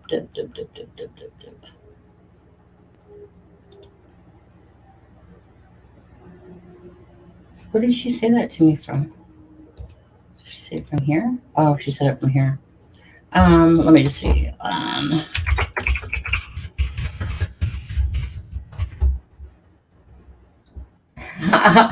Who dis? She's live, right? Meow. Okay, I'll see what she says in a second. We'll just go over to some. I'll let you stare at a picture or something. not a shirt. Okay. Let's see. Where was I? Okay. Let's take a look at this one right here. So I didn't do this picture. This was somebody totally else that look what they pull. Look what the AI gave them for a BG, huh? Off of this guy. So you know when Carter said that the two pictures, like when he came back and was like, well, I mean, the first one could mix with the second one, and that's what happens. Oh my, oh my, oh my. Who do you look like, Katie? Like freaking spitting image, dude. So that's not even for me. That's just from someone put it into the AI sketch thing. It says, I used an AI to convert BG early sketch to look like a photograph. Yeah. And so kind of a coinky dink, isn't it? How much it looks like Kegan Dunker. Okay, what'd you say? Yeah. Deb, don't you understand the joke? She says she's live right meow. Like meow, like right now. Okay. I don't think she's getting the joke. Yeah. Okay, let's go back to you guys. I'll just ignore Deb. Deb, if you're watching, I'm ignoring you right now. Okay, so is it this picture here? Oh, it's this one right here. So this is a picture you guys haven't seen. Most of you guys haven't seen this for a long, long time. This was one of my original pictures. So this is the ISP website picture. And this is like where like the hair curl is. So my point in showing you this one, this one's more suckier, kind of. So what I want you to pay attention to is within the red rings. And, this is where, hey, no offense, but people, they need to focus on something. If you make something like this ring too red, too big, and then this one's smaller, people don't seem to grasp that. Like a lot of people get thrown off by simplicity like that because they're looking at the big ring than the small ring. But people like to see things in a very simplified way, like Super Troopers. But anyways, so my bad when I was first doing that, because after a while you get to realize how people need to see things or think. And you have to keep it as simple as possible for people, to be honest with you. And so what the point was here was that this is the hair curl. That's the hair curl. And this is why they said that the BG had a mullet style hairdo back in the day. And it was true. It was mullet, longer hair with hair curl towards the end. But now this picture, the BG, hey, Bambi, I hear you. So this picture obviously isn't taken at the same time as this picture, but that was just to show you that if you look just in general, just with the simplicity of looking at this, what's the chances that that same white gap from the hair curl here, remember the other one I showed you guys with the hair curl in it? Okay. So when you look at this one right here and here, so what's the chances that there's this gap that's right here where the hair curl is, and then right here? Okay. Now his head's looking down in the BG picture here, whereas this one, his head's tilted back. Doesn't matter. It's just going, hey, look, hair curl, the gapping right there, the gapping. But on top of that, was the fact that there's this bump on his face. Now, clearly you can see the bump better here on his actual face than the BG's blurry, distorted face. But the whole point is look at the gap, look at the mole, the bump, whatever you want to call it. Look at the gap, look at the mole. So if I measured from here to here to here to here, you'd pretty much be at the same distance. Because when I worked in optical there, you have millimeter rulers. So you just pull out the millimeter. And I think it was like about 55 millimeters apart from here to here to here to here. But the thing is that when I'm showing people this, and this is an old picture, people just don't grasp simplicity. They need to see it structured in the way that you have to almost play with somebody's mind a little bit because you know that they need to see it. So for instance, what I'm saying is if this circle was smaller than this circle, then people don't seem to connect to it. So you have to put it in a way that even though this circle, the mole's here versus the circle line, and then the mole's here, but you have to show it that it looks like it's even across nowadays. So my mistake was making this one too big, and I was just doing it because I wasn't really thinking about it. And this is one of the first pictures because people need to see like that is kind of matching that. But when you throw a big circle, it distracts the eye. Does that make sense what I'm saying? I think so. I think you guys get what I'm saying there. Because people just visually like to see that things are in the alignment that you're kind of showing it. So it's just visually your eye catches it. Okay, so I showed you that one. Oh, is that a better one? Oh, here's a better one. Yeah, here's a better one.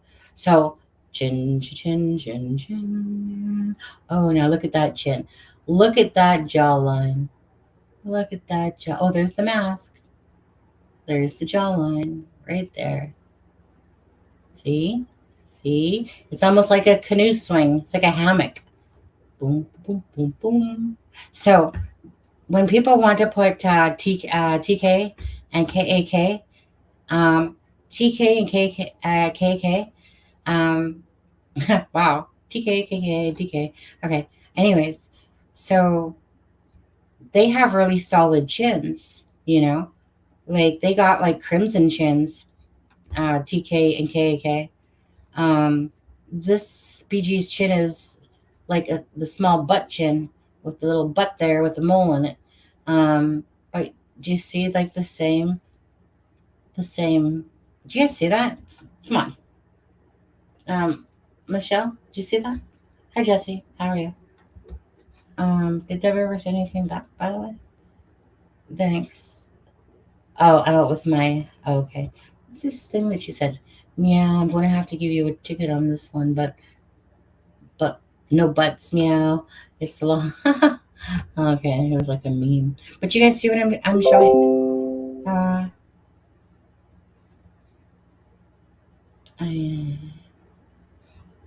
1 second, sorry.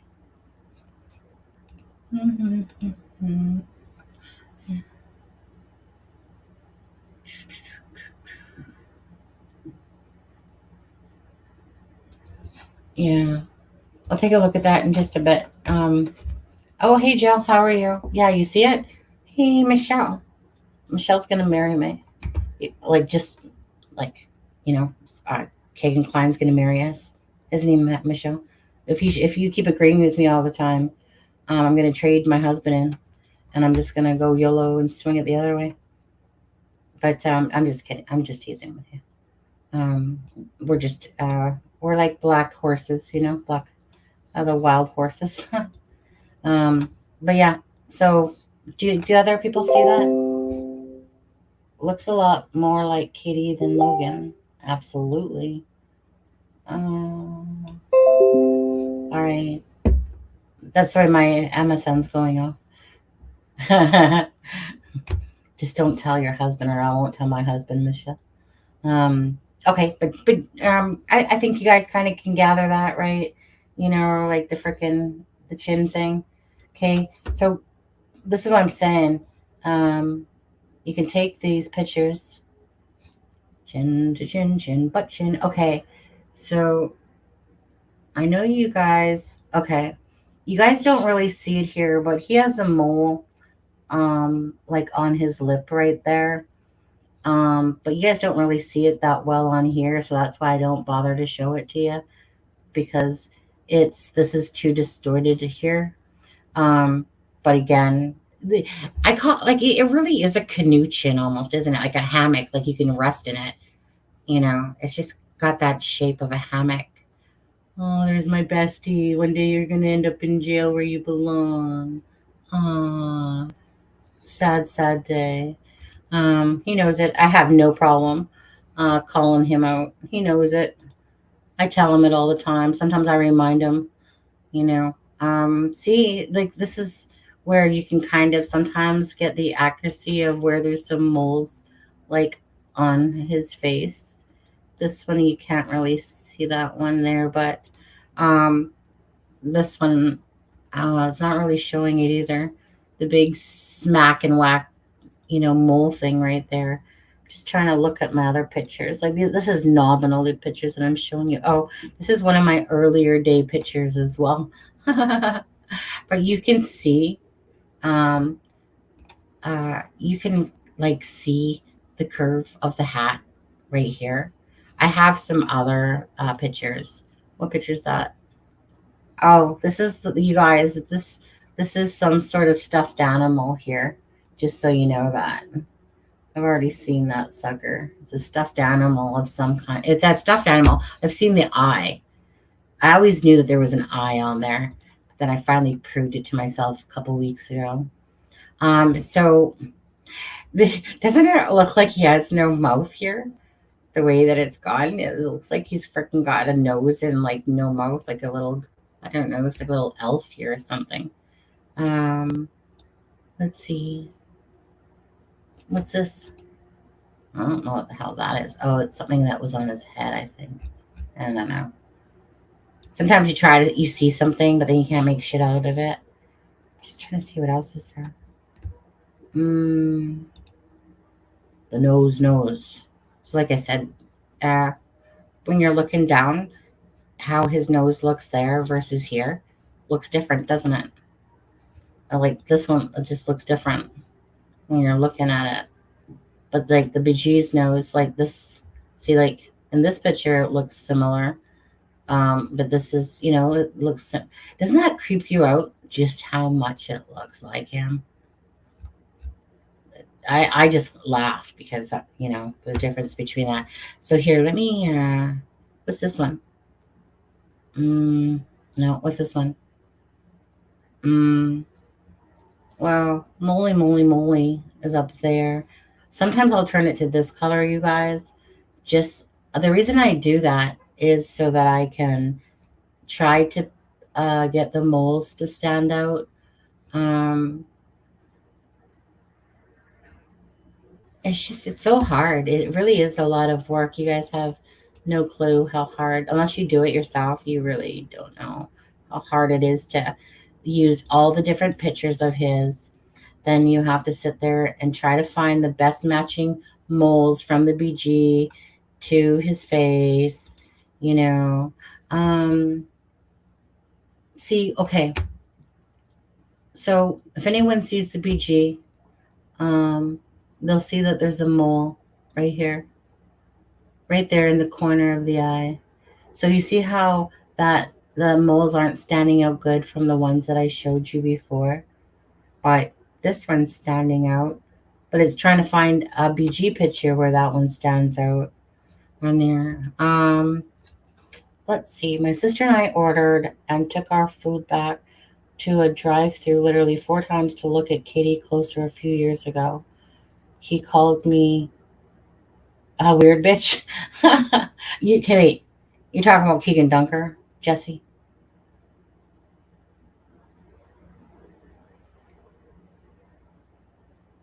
It's so hard. Hey, talk to me, Jesse. Talk to me. What?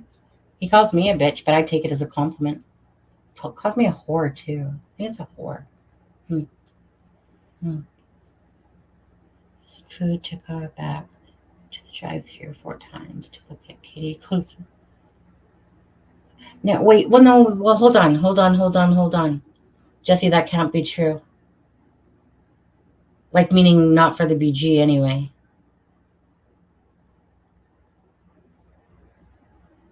Because I'll tell you why. Back to the drive-thru 4 times to look at Katie closer. Well, I mean, hold on. That's not to say it couldn't be true. Let me put it this way.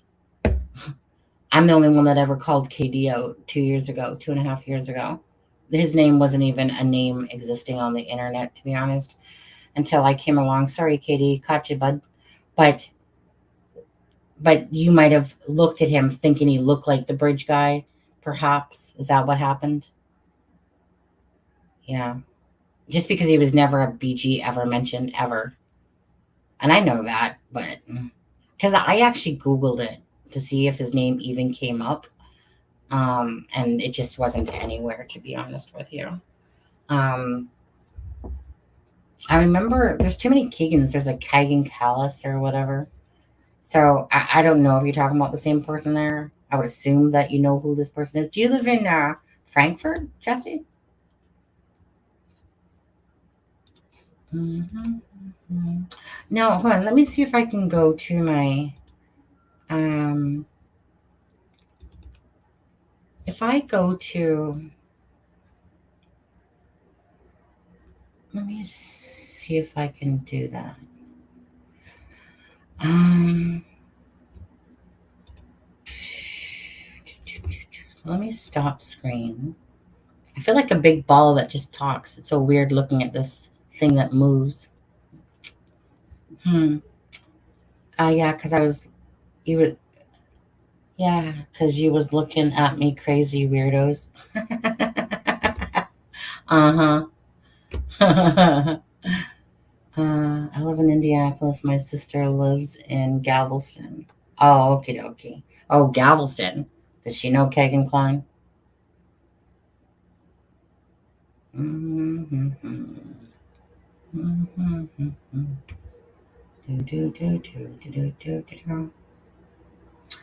I am the bomber. You trying to pretend like you're my best friend, Kegan, which you could be, by the way. Guess I should probably look up your account just to see when you made it. Kegan, which you could be, by the way. Oh, guess I should probably look up your account just to see when you made it. Oh, that was just me. Sorry, guys. Let's see here. Hey, Kegan, I'll tell you what. If that's you, I am the bomb. You know you're on my messenger. Go ahead and send me a message. Because if it's you, obviously. And thank you for coming and joining us. Because, I mean, I would gladly invite you on the live with me. And then we can talk all about it. Mm-hmm. And you can call me crazy. But if it's really you, you can hit my messenger right now since you're on my messenger. And we've talked a few times. Mm-hmm. Let me just see. Come on. If it's you, don't be trying to pull a fast one on me. I'd laugh if it went off and he messaged me. That would make my day, to be honest with you. She knows Jill Kline. Oh, okay, yeah, Jill Kline. Yeah. If that's you, you can come over for dinner. Are you sure? He's probably kept a knife or two from the crime scene. Okay, wait. What was I doing? My bad. Share screen. It's obviously not, or if it is, he's because he could message me. You know. Let me just Windows. Okay. So if I show, is it this? Yeah, this one. If I show that, but what happens if I pull out an image?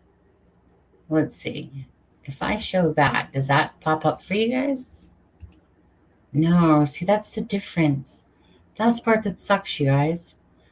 I got all these pictures, but if I pop it out, it doesn't pop out for you guys. Let me see. Hold on a second here. If I do that, can you guys see that?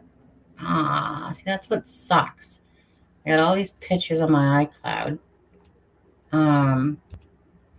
But it doesn't. Okay, hold on. Yeah. So you guys can see me, but it won't. If I click on it, it doesn't go big, right? Oh, wait. Does it? No. It doesn't, does it? That's a burn. Okay, 1 second. Okay, 1 second.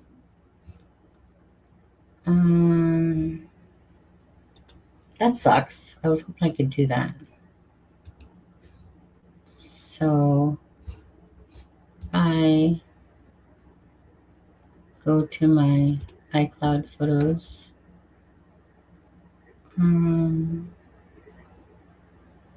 This one's probably too advanced for most of you on that one, to be honest.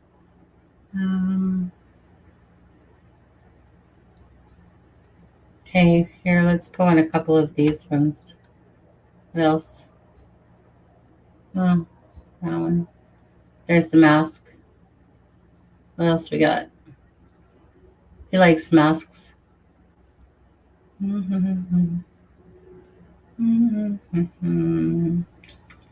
These are all, like, you guys have no idea how many pictures I have here.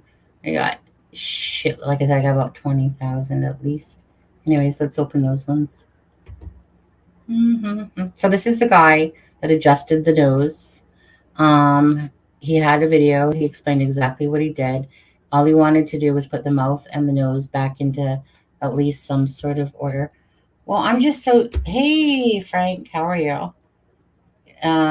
Mine's bigger. Oh, I'm the bomb. I'm so disappointed that you're not my BFF, Kegan. That would have been so nice. I mean, honestly, I have a seat waiting for... I have a seat waiting for him anytime, do you know? Yeah, Renee. I don't know if you're watching this right now, Renee. It's the same stuff as what was going to happen. The other stuff is on the same dates as nothing happened. It's going to trial. Simple as that. There was no plea deal, blah, blah, blah. It was over in 5 minutes. Boring. Okay, so wait, I gotta take that down, huh? So I gotta stop screen, go back to this screen. Oh, here I am talking to you guys like I'm on that screen and I wasn't. All right, so here we go again, right? So, okay, so you guys pay attention on this one, okay? Well, I think Frank's going to argue with you, Jesse. I think Frank's going to think that his is bigger, to be honest with you. Pretty sure Frank's like, yeah, I'm not going to take that one lying down. But anyways, or standing up for that matter. So let me go to this one. Oh, I've almost been 2 hours on here. Oh, well, I got nothing better to do, to be honest with you. Well, no, I got stuff to do, but I'm having fun with you guys. So this is what's on top of his head. Do you see this? Okay. So the hat's over here. But you see, you guys can kind of, come on. You guys can see that there's a contraption on top of his head, right? It's right here, right? This is deceiving a little bit because, well, kind of, because it's kind of like, I don't even know what to call this masterpiece on top of his head, to be honest with you. But you guys can make out that there's a contraption on top of his right-hand side. I'm sure you guys aren't blind, right? You guys can see that? So I always remembered, and even look on the left-hand side. You guys see the microphone-y thing that's coming from the left side of his face as well? That's what I'm telling you when I say that there's a camera and stuff on top of his head. It's when people just look at the BG, they just go, oh, hat on there. 1 second, guys. Just give me a sec.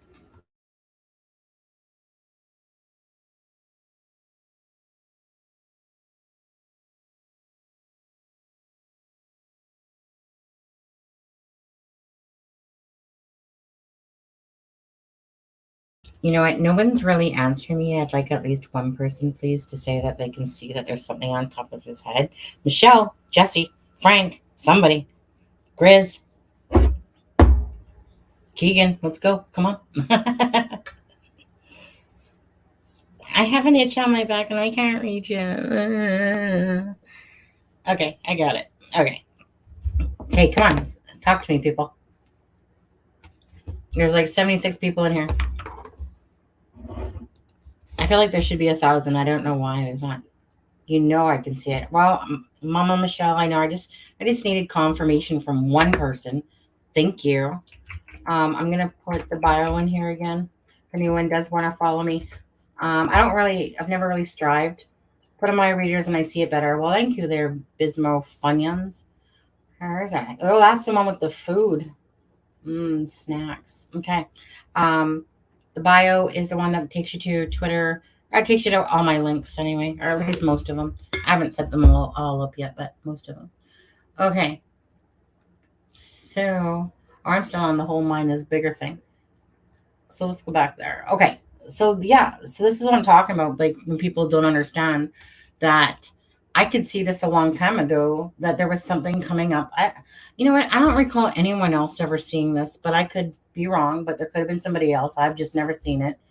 I just remember that I was, because I go in depth into the video and the pictures, I was like, what the hell's that thing coming up behind his head? And I kept seeing it and I was taking pictures, but times have advanced and I can see things a lot better. Yeah, okay, so you guys can see it.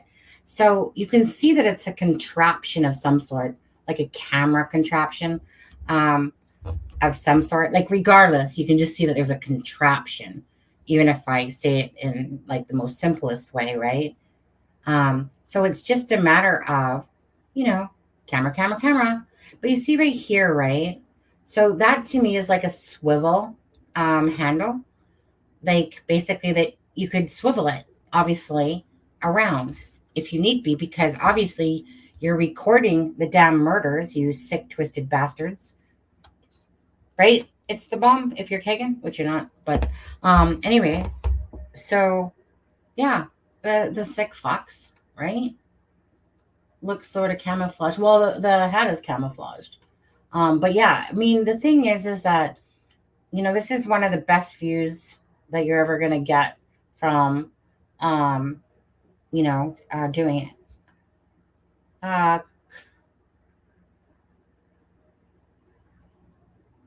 Yeah, that's not happening. You're gonna have to, yeah. Well, yeah, you're gonna have to go back to the beginning. Right, you can watch it later, eh? At first, you scared me there, Carly, because I thought you were one of those porn sites. Because the way that your name is, I was like, oh crap, porn. But then I thought it's on subs. Oh, actually, let me go change that for a little bit longer, because I don't need those trolls in here. Let's make it 4 hours. Not that I'm gonna stay 4 hours, but let's just make it 4 hours. Hey, who wants an ad? It's telling me I can insert an ad. Oh, somebody got an ad. I just went over to the live and it's like, do you want to insert an ad? Yeah, okay, there's my 2 cents for the ad. I don't even know what they pay out for an ad, to be honest with you. Okay, anyways, I'm gonna get rich off those ads, right? 2 cents. So I have never really completely figured out exactly how this is. I just know it's a camera. it's got a handle. It's got a contraption. It's almost like a piston thing going on, because it just, when I look at it. So what happens is on the iPhone, eh? Are you thinking the young guy is BG? Well, I'm not thinking it actually, Carly. It's kind of like I know it. But I can pretend I don't, I suppose. But I'd be lying to myself. But anyway, yeah, that's the BG. So does he look like Ron Logan? No. Does he look like Tony Kline? No. Does he look like Kegan Kline? Oh, no. Yeah, it's just no. Like this is the BG, you guys. So, just like, yeah, he moved the nose, and mouth into a better spot. But other than that, that's the BG right before you, right there. Yeah, BG was 19, Carly, just so you know. That's an FYI, okay, in case anyone ever asked you. I think it's a camera on a cap. That's exactly what it is. And it's a camera on a cap. And it's not like that's the only thing. He has other things going on. You just have to break it down, right? Because right here, you guys can see, if I pull it back, maybe, does it help a little bit? Because sometimes it pixelates too much. Let me just look at your guys' view. Okay, so when I pull it back, you can see on the left-hand side there, the headphone / microphone come in here. But what you guys really don't see is the cords that are running down the side of them, just like right here in this part here. You guys aren't really seeing that, but we've shown that camera thing in a different picture, because that's just catching a piece of it. But what you're not really seeing either in this picture is the trueness of the headphones. that he's wearing. So I have other pictures that could show that easy. But I never fully understood what this thing exactly was. It's obviously some sort of mounted camera that's on the side of his right hand side, but real left hand side, I guess that would be. And this is a handle to me that you can rotate. But on an iPhone, you can take 600 burst shots. And I dare anyone to watch, use the digger one, unless you want to create your own. But if you want to save time, use the X digger um, one because it's the BG regardless. Take your 600 burst shots, take it from the middle, not the furthest, take it from the middle to the closest, and take 600 burst shots, go into your pictures, and then it's gonna show it to you like a slideshow. Um, it's smart to put on subscriber mode for a long period of time to prevent bots. That's why I do it. Absolutely. And honestly, I just do it that way now. If people want to come watch the stuff, they can subscribe to it, to be honest. Because subscribers bring more awareness. But it was really because of the trolls. And now I just left it that way. Oh my God, more people who still think that Ron Logan, give it up on people. Ron Logan is dead. He didn't do it. Leave it alone now. Yeah. Oh, hey, Barley. Didn't realize that was you. I was just reading the thing. Correct. It's not Ron Logan. But you see what happened, Barley, was that when that Ron Logan affidavit or search warrant came out, that's when everyone started revisiting the whole Ron Logan thing again.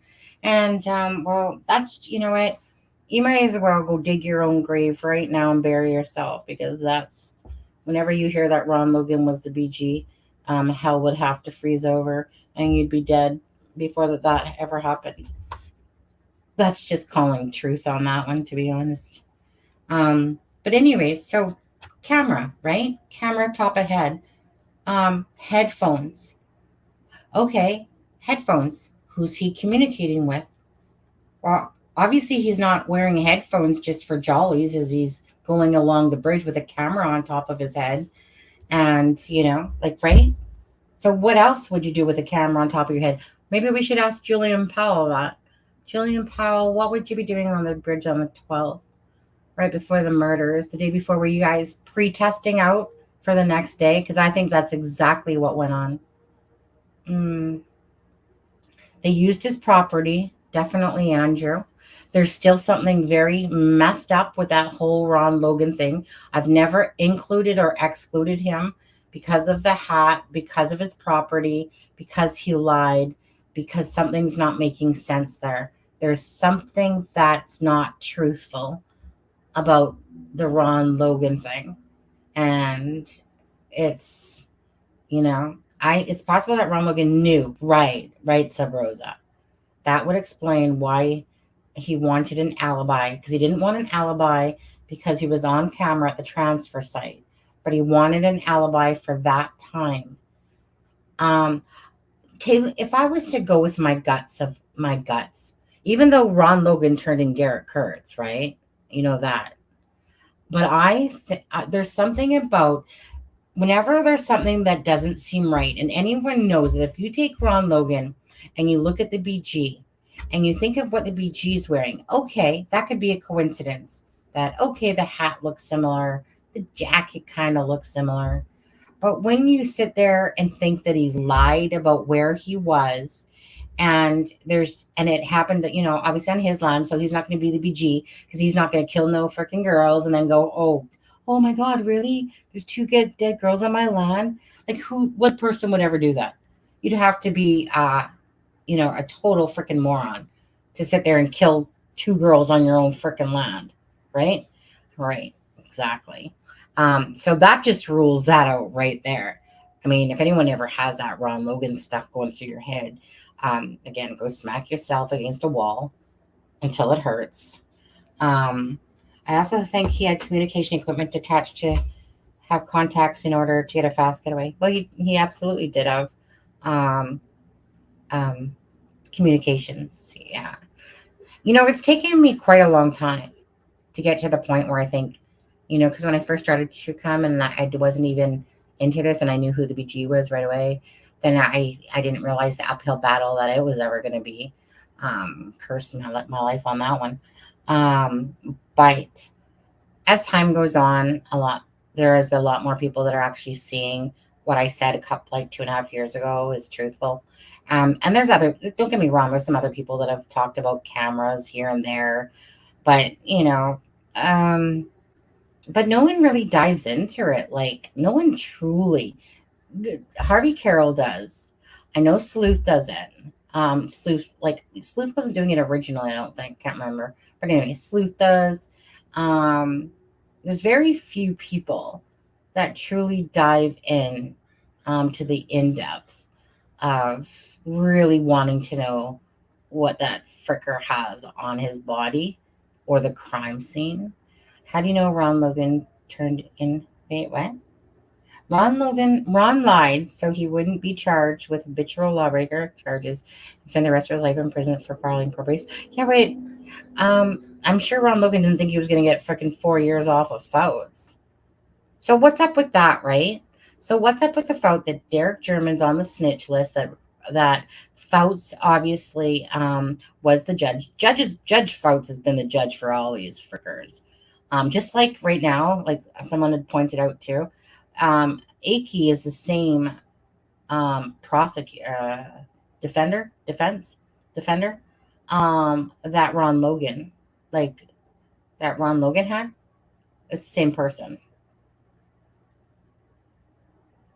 Yeah, my POI's alibi that day, according to him, says he doesn't know what he was doing, but he sure wasn't doing anything bad. And do you know what Garrett is for that day? He doesn't know what he was, but he sure wasn't killing 2 girls. Or sure anybody. Pretty much verbatim how they each said it, to be honest. Made me laugh so hard. I don't know what I was doing that day, but I know I wasn't doing anything bad. Shut up. You were on the bridge that day. Like, get over it. He knows it. That's why I just tease it, because it's like, if he's in here, it's like, dude, come on. If you didn't kill the girls, get your ass in there and go get a sweet ass deal. Before you do get burnt and you get charged for being an accessory to the fact, or maybe you did have something to do with the girls. Who knows? That's not my place to say. I can tell you that you're the BG though. Another alarm going off. Stop. Anybody messaging me? Anybody important? No, Deb. Oh, no, Deb's not important. Oh, no, okay. Let me just hear what you guys are saying here. Sonny, I know you've done research. Do you know his alibi that day? Do you have a record of him working or not? Well, he wasn't working at Packers yet. Is what I've been told. He didn't start Packers till later in 2017, and he was probably working at Rural King first, but he wasn't working, I don't think, at the time of the murders, to be honest with you. I can't say that with 100% certainty, but it's from a really good source. Let's see. Thank goodness I finally found you, Sonny. For many years, I've been thinking exactly the same as you. Well, there you go, Carly.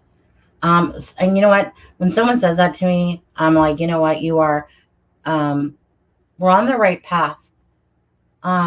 Even if the story's off a bit, the theory, the people are still involved.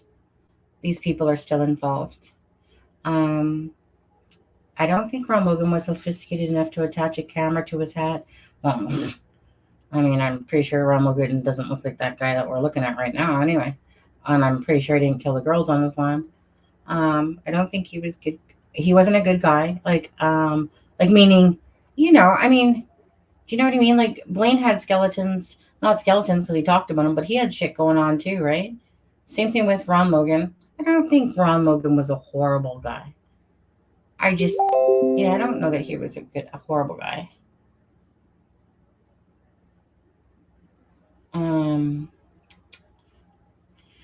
I don't think he was a good guy, but I don't think he was. Yeah, no, right, exactly. He wasn't a murderer. People knew that he had to frickin' his mesh shit, though. I'm not. of the opinion Ron did it. Just thought he might. Yeah, exactly, said Rosa. I have never been able to eliminate him from it all. Mm-mm. No, there's something that just doesn't sit right. And there when it doesn't sit right, it's just because there's something that's wrong about the timeline of it all. There's something wrong with the story. I was hoping that the hacker would uncover more evidence against the clients. Oh, well, we'll have to see what comes out. I talk to Alex all the time still. So, but he's not, he's not gonna literally talk about everything he might be doing, behind the scenes. So yeah, well, I mean, we'll have to have him on again, and um, people can ask him more questions. He's a good guy, you know. Yeah, he's a really good guy. I like him. Look, just like Blaine, you know, we have a soft spot for people, and Alex was really kind. Me and him had great conversations the first couple nights, and we still continue. We talk almost, you know, each day. Or well, I let him have a couple days off from me, but I don't. We don't really bug each other too much, but yet we do talk all the time. Um, it's okay. So, anyways, so you guys get this, right? You guys get the camera on the head. So now, how many of you guys think that it's odd that Julian Powell was on the bridge on the 12th? Do you guys think possibly that that was like a pre-test, whatever you guys want to call it, like a precursor to the next day, pre-test to the next day, so that they knew that the cameras would be working, that everything was good to go? Because this was a planned this literally was planned murder. Nobody gets dressed up like this just on the day of.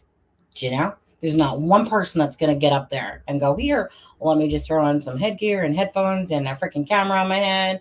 Let me just throw on some sort of freaking army looking vest with on my jacket. Let me throw on some freaking stuffed animals. You know, not going to happen. Bambi, what are you whining about? What are you whining about? Well, let me go let my cat out. Yeah, just give me a sec. One sec, guys.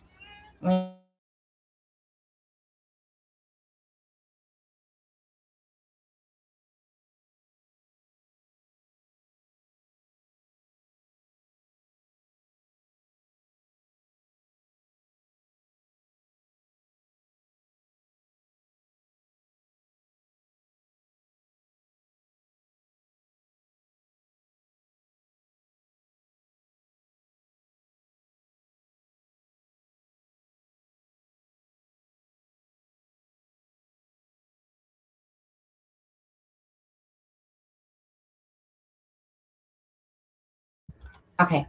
I was like, okay, let me go open up the door. And I was like, wait, the door's open. Oh, they both want, it's okay, Renee.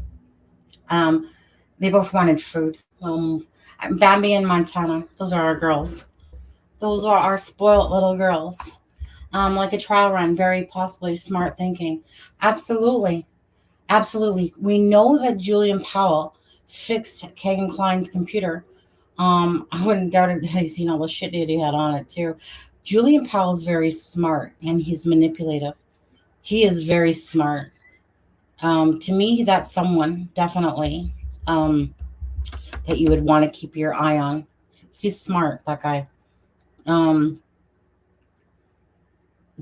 you know what I mean. You know, like when somebody, like, you know, remember that video that I seen it just the other day, actually.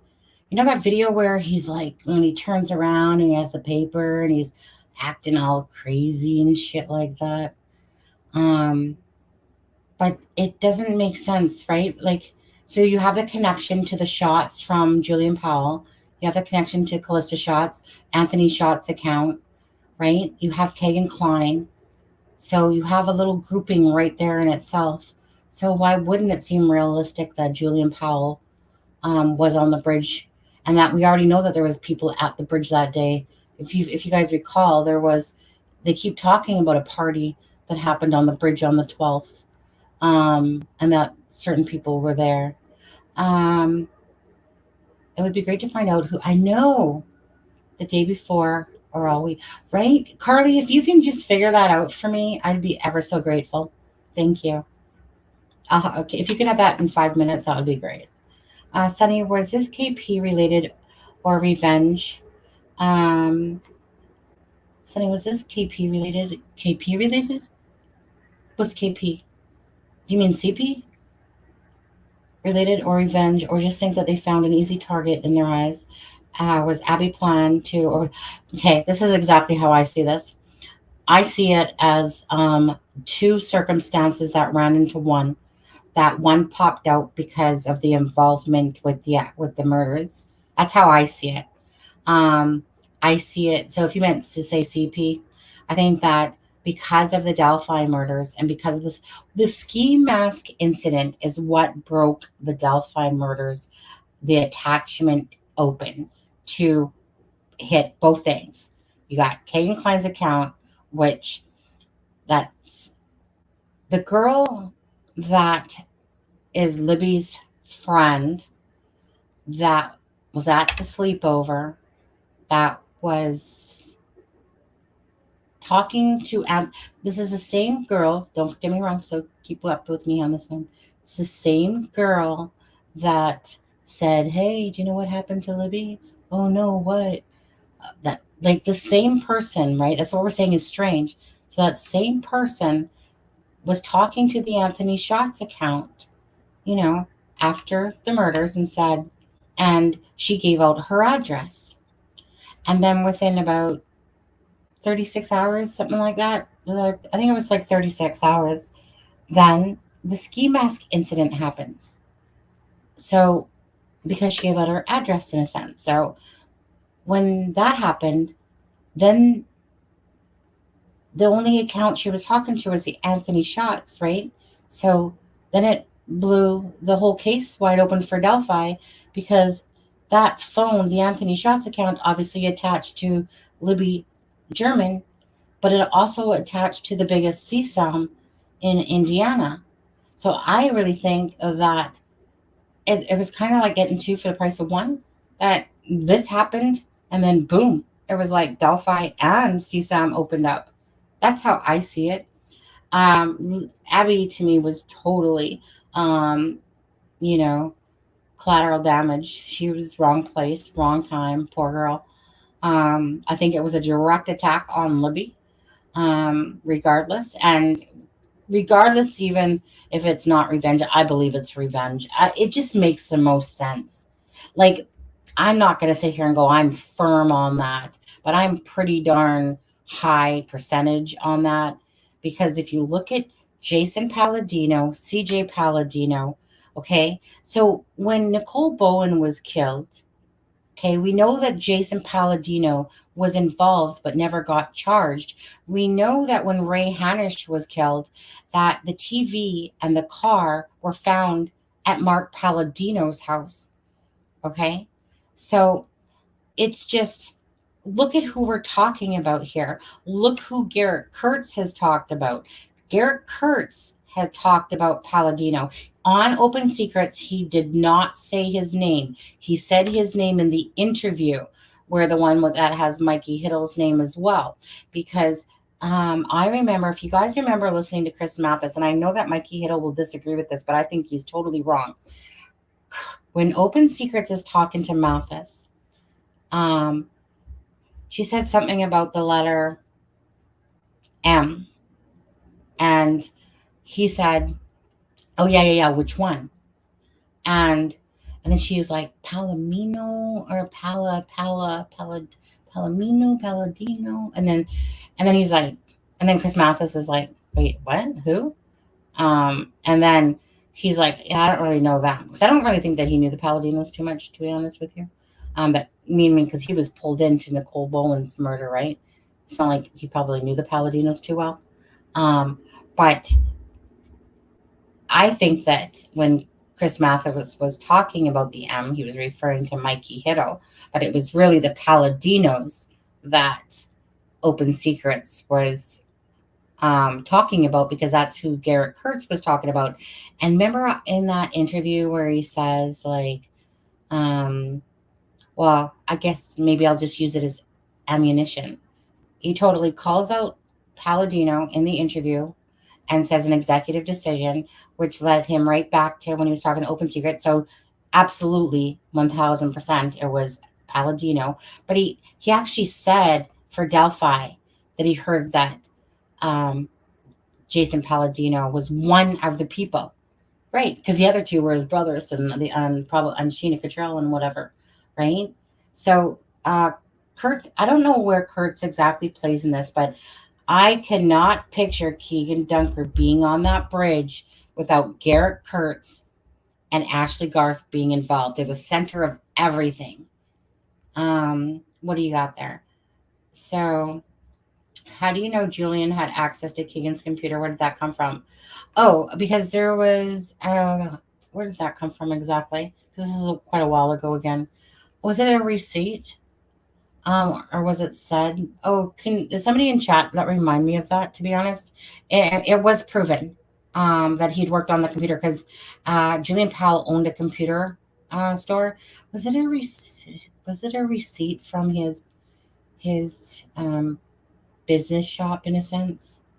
I'm trying to remember. Sorry, guys. This is sometimes where I like to have Deb and Adam with me because when I forget things, then they're there to be like, "Oh yeah, no, this is where it's from." Anyways, that was fact. I'd have to get back to you on that one, Julia. Exactly where it came from. I think it was.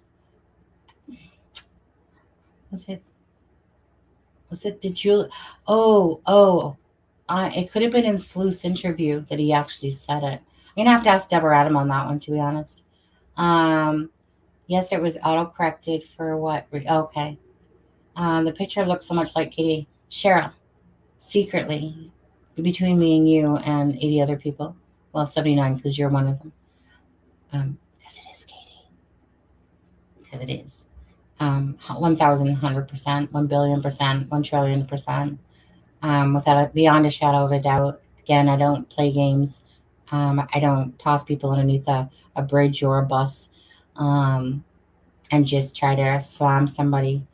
That would just, that would be harmful if I just did that recklessly. And to the idiots that try to slam me for it, they can kiss my ass because the day's going to come. Well, I hope it comes, to be honest with you, because I still know he did it. So his name better be mentioned at some point.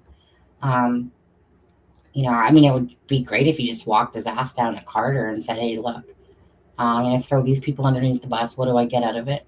That'd be great. Although we don't have full details on the autopsies, information that's out there seems like it went overkill. Well, I think that it's a very gruesome scene. I think that they were dressed like deer. Myself, I think it's a very gruesome scene. I think that, yeah, I think you can just imagine what a knife can do, slice and dice, especially if you're a hunter. So yeah, I'm thinking it was a really gruesome scene, and I think we can surmise that by how Ellie has talked. Do you remember the interview that they did on, I think it was the Down the Hill podcast, when they're asking, I can't think of which Ellie, I can't think of their names, but they were asking him about what they felt when they were listening to the tape, and you could just see that they were just horrified.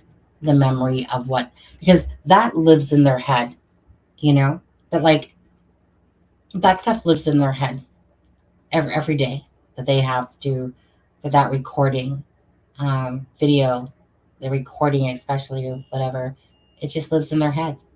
They hear it all the time. And just like the people that saw the crime scene, that's an image that they'll never get out of their head, sadly, But I'm just all about justice myself and truth, and just trying to make people understand that the road of least resistance is actually the road of least resistance. Doesn't have to be complicated. The amount of people involved throughout the CSAM and Delphi will be complicated for the amount of people, especially the CSAM side of things. But it's really about evidence. It really boils down to evidence. And it's been 6 years. They've lost a lot of evidence, like they did with Ray Hanish's case, like they did with John Benet Ramsey's case. It's just sloppiness is what it is. And it's just carelessness that has happened, and it's created this because these people aren't smart. They're smart, but they're not smart enough that they typically would have gotten away with this murder if it wasn't for the perfect storm to me happening. And like these people are smart, yeah, but that not smart enough that DNA wasn't left there without them fudging it up and screwing up the case. I'm so sorry, Ellie, but you guys know you screwed it up bad. You just know you did. Um, and honestly, Doug Carter, when he says, well, we missed something back at the start. Well, you think so? I think you guys missed a hell of a lot. Who wants to drop kick Lesenby and whatever in the balls for calling off the dogs? I mean, seriously. Like, but it's just inexperience. There's no turning back, so can't really do anything about that. But it really will suck because that case really should have been solved a long time ago. And here we sit, like, what, almost 6 years later going, okay. Because anyone knows that the chances that the longer it takes, the less chance there's going to be any sort of conviction. And it's kind of like Karina McClurkin's case. There's probably should be a few more people being charged for the murder of Karina, and yet watch there only be the one, right? Because it's that many years later. They didn't do and hold up to their responsibility of what they were supposed to do back then.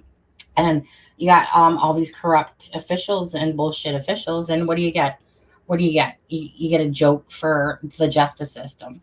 So I mean, it's just fact. I've not heard too many good things about Carroll County. I've heard nothing but just slime and corruptness. And that comes out of many people's mouths, to be honest with you. I never knew this. This further makes me think my theory last night is real. Don't want to say it full to save you guys some backlash. Adam seemed to think it could cause some. Oh, you're talking about the ski mask thing and Reddit and the dipshits from Reddit that, um, you know, think that they know everything. You know, I don't want to say everyone from Reddit's a joke. That would be like saying that, everyone in the Facebook groups is a joke. But they're the most toxic places. Reddit is good if you just go look at some information. But honestly, like they've called me freaking many things on Reddit. Like they literally have a story about me that I claim this and that. They don't even do their own homework. They're an embarrassment to me. Just for like, how do you claim that you're some sort of, whatever, like mod of this, or you're the integrity of freaking some Reddit, like, because you think you're important and you're just as pathetic as some of those other trash channels because you never did your homework. You attack me. You see all of these things, try to make fun of my intuitiveness. And you're literally claiming that KD literally has no attachment at all to Delphi. All I have to do is attach him to Garrett Kurtz from right there. He just attaches. Well, let's see. Garrett Kurtz's friend and Garrett Kurt killed a couple people. Oh, yeah. But it's such a joke. They don't even do their homework. And it's almost like it's a shame. It's embarrassing, to be honest. Like, not to me. I'm embarrassed for them, for how stupid some of those posts are and how much they don't do their homework. But whatever, right? It's going to be everywhere. So, yeah, they got to suck it up and just ignore it. And then sometimes you just like to have fun. Let's see. So, said makes me believe it more. Dude fixed KK's PC. Seen the CP and knew they had a patsy. Threatened him. Could be. Well, or they were just simply all part of it, to be honest with you. Well, because my thing is this, right? If the target is Derek German, but you're snitching out and you've pissed a lot of fucking people off. So who's going to be the angriest about this? It's going to be people that are involved in the making and selling of drugs. Somebody that you're turning in. It's not going to be like, like I was telling you guys yesterday, it's not going to be, even though he was snitching out the Mexican mafia, it's not going to be them because they're not going to sit there and go, hee, let me just put out some bunnies. Let me just throw some knives around. Let me put out a kitty. You know what I mean? Like, that's not going to happen. This crime scene to me is set up by what I would deem as, you know, I don't know, Ashley Garth and Garrett Kurtz and those type of minds, right? Well, let's put a cat so that ha ha ha catfishing, get it? Ha ha ha. Okay, bunny, bunny with a camera. Who knows if that's like there's a lot of items there, you guys, with that cryptic note and at the crime scene that just ooze Kokomo crew. Um, like ooze so many symbols of the Kokomo crew. Um, so you have cameras, you have knives. Supposedly there's dolls, happy face and whatever. That's those are kid minds. Like, hey, no adult really, like no true adults are gonna sit there and go, ooh, let me just make it look like a freaking circus scene in a sense. It's almost like, okay, I still think, did Keegan Dunker have that mask? And the idiot used the same one that he has on his Facebook page, by the way. That's how stupid he is. Freaking idiot. But anyways, and the reason I know that is because I've just like I look at moles. Masks have in what do you want to call those things? Oh, what's the word? It was on the tip of my tongue. Masks have those little not embellishments, but when you pour say concrete and you get some bubbles, but on a mask you're gonna get bubbles too. But I can find literally the same bump on the one eye of the mask that's literally on the crime scene mask. It's the same one on his freaking Facebook page. And I'm just like, really, idiot. Just like holding up the pig a year later, idiot. Like, nobody would know anything that made any difference. I know that Keegan Dunker regrets the fact that this Canadian ever freaking got into the whole freaking Delphi case. I know it for a fact. But that's my knowledge, right? I kind of laugh about it because I'm like, little did you know, come across the smart broad a little bit when it comes to that stuff. It's not even that. It's, yeah, okay, yeah, I can do things really good for certain things, but it was just a fact that I don't want to call it like, ooh, I sniffed out the BG for weeks on end. No, that was just freaking intuition and guidance or something. That was just meant to happen.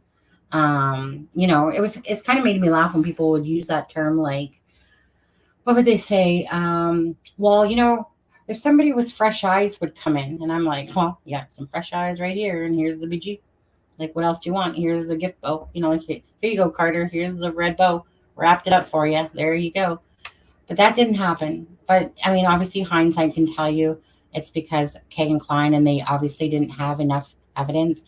But KD was pulled over 3 times that year, and he never had anything for 3 years up until I turned his ass in.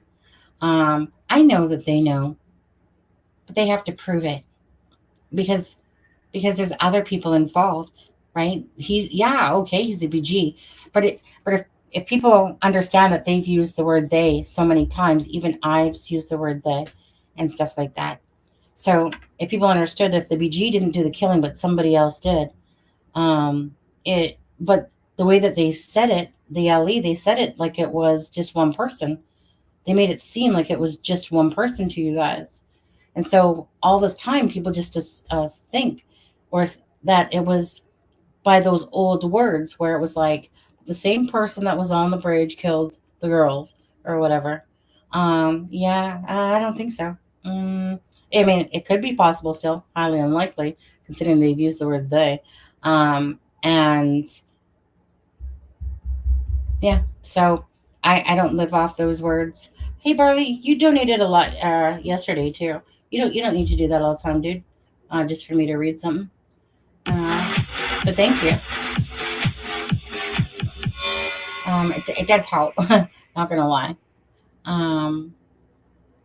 Glad it stumbled upon. Oh, glad. I think that's supposed to be glad I stumbled upon you guys 3 months ago. I think we have a lot of them. Same theories. I never had names or local connections. Do you think they were taken elsewhere or hidden for later. Okay, I'm going to answer you honestly on this one.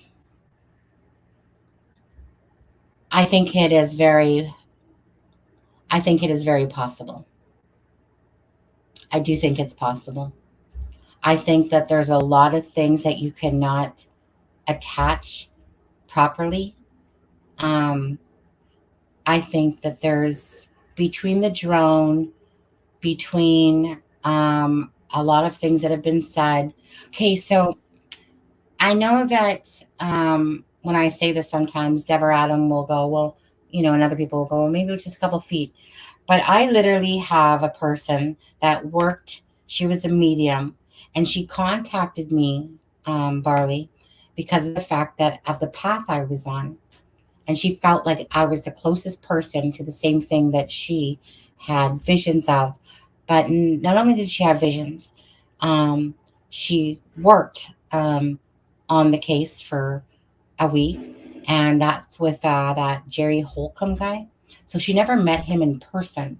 So what happened is that an old friend contacted her from a long time ago. They had dinner. She was in the LE, the friend that contacted her from a long time ago. They started talking about Delphi. She said that she knew who the lead investigator was. And the person asked her, would you mind talking to Jerry Holcomb? And she said, she must have hit on things because she obviously wouldn't have asked her to do that if, she wasn't close. So obviously that person that she hadn't seen in a long time felt like she was hitting on marks that made her suggest that Jerry Holcomb and her connect to each other. So she said they got her to talk, or it was about a week that he would ask her some questions and for her to, meditate on them or whatever. Um, she distinctly said that the most important question that seemed to be asked was, how did they enter and exit? Um, Now, her answer to that would have been the park. I've never really understood what the park referred to. But that was her answer. She has said lots of things that are in hindsight. The second question she said was she was asked, how were the bodies moved? And I know in my heart of hearts that the bodies, they would not ask that question if it was only a couple feet away. They wouldn't even ask that question. It had to be something grander. You think it was the cemetery? It had to be. It had to be some. In order for them to ask that question, it wouldn't just be oh, here we moved him 10 feet. Nah, don't feel it.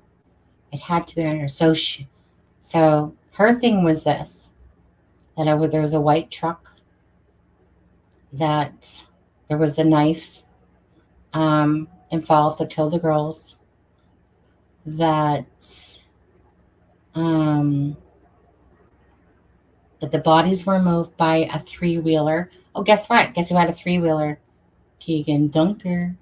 Because I was like, are you sure three-wheeler? And then I remember seeing the three-wheeler the other day that Kegan Dunker had. And I was like, oh, I finally freaking seen this, the three-wheeler. But anyways, so she felt like it was an all-terrain vehicle, which I did as well, to be honest with you, prior to her saying it to me. I thought that there was some sort of all-terrain vehicle used to move the girls. And she's, this one's creepy. This one's creepy because I usually reference back to that email that I have, and I can't remember if I don't know that I shared it with anybody at all. I've talked about it. No, maybe I finally did share it with one other person. Oh yeah, I did. Yeah. I think it was Alex. But so anyway, um, this one was crazy. In that email, it said, and I remember this distinctly because we had as well talked via Zoom or whatever. And so it was, she kept saying Lancaster. She goes, I don't know why I keep getting the name Lancaster, but there's something about Lancaster. I don't know if it's a city, a place. I don't know what it is. I just keep getting the name Lancaster. And I always remembered that, but I totally forgot about something else until I read it again. Because I've read it quite a few times, because I feel like that it's, as hindsight even determines, that accuracy is showing its head in it. Um, so there was the name Andy, and she's like, so a few sentences later, she goes, and I also get the name Andy. Well, sure as shit, on Derek German's, when I pulled him up on Intellius, which I have before, I start looking at the emails, and sure as shit, there's this person called Andrew Lancaster. I'm like, wait a second, what the fuck?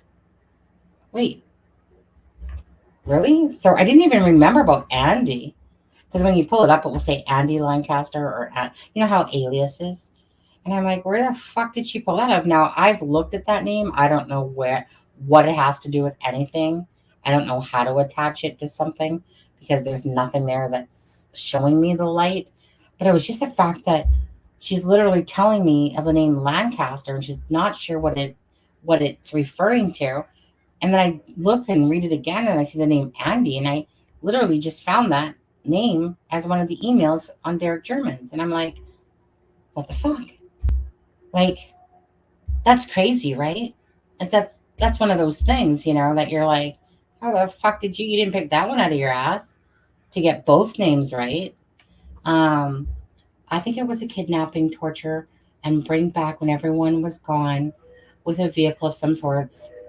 Okay, it's not like I don't think that too, Barley.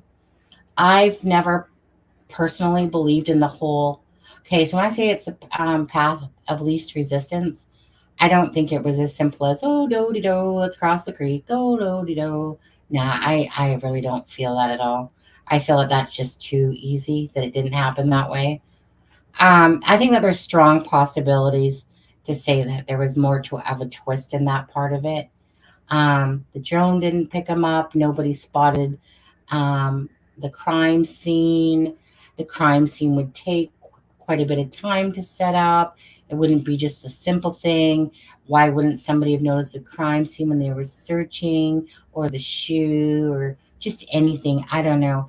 So there's so many things that have been said, and between that and the medium that was asked certain questions, that honestly, um, when I think about that path, it boggles my brain too bad, because I know at the end of the day, it's not going to make a difference to who the BG is and the people involved. It will make a difference to the timeline, of certain things. It will make a difference of some sorts for sure.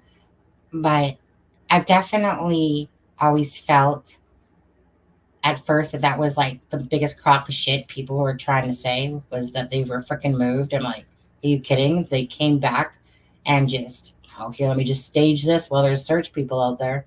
Just seems so absurd. And then people start talking about freaking canoe boats and stuff like that. But, I'm not so against what you're saying there, Barley, but I toss and turn between that. What you're saying makes the most sense to the information out there versus the straight across, oh, do do, let's go down the hill, let's cross the water. It just, that doesn't seem like that to me. It doesn't feel like that to me. Um, but they unlocked the private road, but that unlocked private road was used to get in and out the first time. Probably, to be honest with you. Wouldn't even shock me if a Weber had part of that in there, to be honest. Um, who knows about that though? I just find it weird that Brad Weber just happened to be along the time he was taking care of his mom's house. I don't know. It's always something funny about that to me. Not to say that there is anything, but it just always sounded funny. Like, oh, so nobody was home, the cameras weren't working, and oh, lo and behold, Brad Weber shows up. Um, Even if they missed the bodies that day, how is it possible for them to miss everything that was around the girls? Right. It just seems really absurd that the drone didn't pick up anything, the searchers didn't pick up anything. This is not just a, like this is a we're talking um February. There's barely any trees, leaves on the trees, right? So on top of that, and then you have like freaking blank like sheets, and you have like a whole setup of a bunny, a white bunny, I guess, could blend to a point, but then there's black on it. But you know what I mean? It just, when you think of it, it just seems like it's more likely that there's a lot more things that lean towards the fact of the weirder side that they were placed back there, you know? Because I know that there was lots of blood at the crime scene, because we know that from Ron Logan's thing, if that's true. But I mean, if we go by what we know about the crime scene, or like about the girls, and about the way you left those girls is not how they are, right? We know that there's going to be probably a ton of blood, and who knows? Maybe they freaking took a real pig with them too. Maybe that isn't a mouse. Maybe it's a real pig that they slaughtered. Remember, slaughter hog, right? So it wouldn't surprise me if maybe a lot of the blood that was there was maybe a true animal. That wouldn't surprise me. Like a real pig. Even if they missed the bodies. Oh, you already said that. Okay. Um, yeah. Hmm. I've never really, like I said, um, I think about that stuff, Barley, when I get tired of looking at pictures and people.